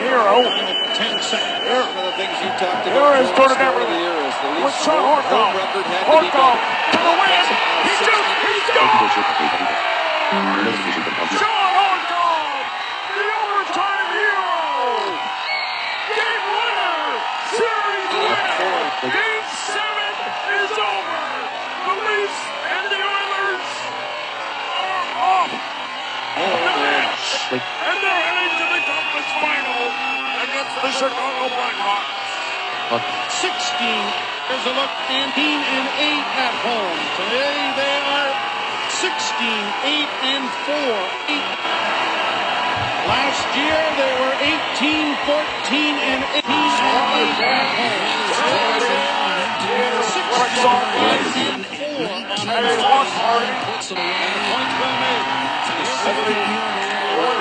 Edmonton and Florida. Like 1 point off to win it. And the final score matches. And these two teams on a collision course. Game 1 will be in Edmonton on Wednesday night. They were playing really well. Told Bob maybe For the Saturday. 7. Rogers Place. Of course, we'll have the schedule for you. 880 Chad and around the Oilers radio report. Trust me, you're not going to The Oilers miss the Stanley Cup final. 16-8-4 and at home. They will have professional sports. The post-series handshake run And the for Oilers, 16th year. they were 8 and 2. Here's a look at the When winning standings over the last 14 games. over the Ottawa Series Conference standings. More in favor And of the Edmonton Leafs than fall last year's over the Ottawa Senators Conference with 62 standings. points and still 3 games in hand on the Senators. Look And at the our conference Molson final. Stars. Mikhail Grabowski on the Senators. Look at our Molson Look at our Free Molson Stars. Free Mikhail Stars. Grabowski. Star number 1, Jordan Eberle with a pair of goals, Eberle. as did Phil Sean Kessel, Horcov. the game's number 3 star. 30 shots apiece as James Reimer wins his 3rd straight. It's not a shutout, but it's a W. Let's go to Reimer wins his 3rd straight. It's not a shutout, but it's a We'll see W. you in Let's go to 2012, 2013. a shutout, but it's a W. Let's go to Connect. Lost. It's not a shutout, but it's a W. Let's go to Connect. It's not a shutout, but it's a W. Let's go to Connect.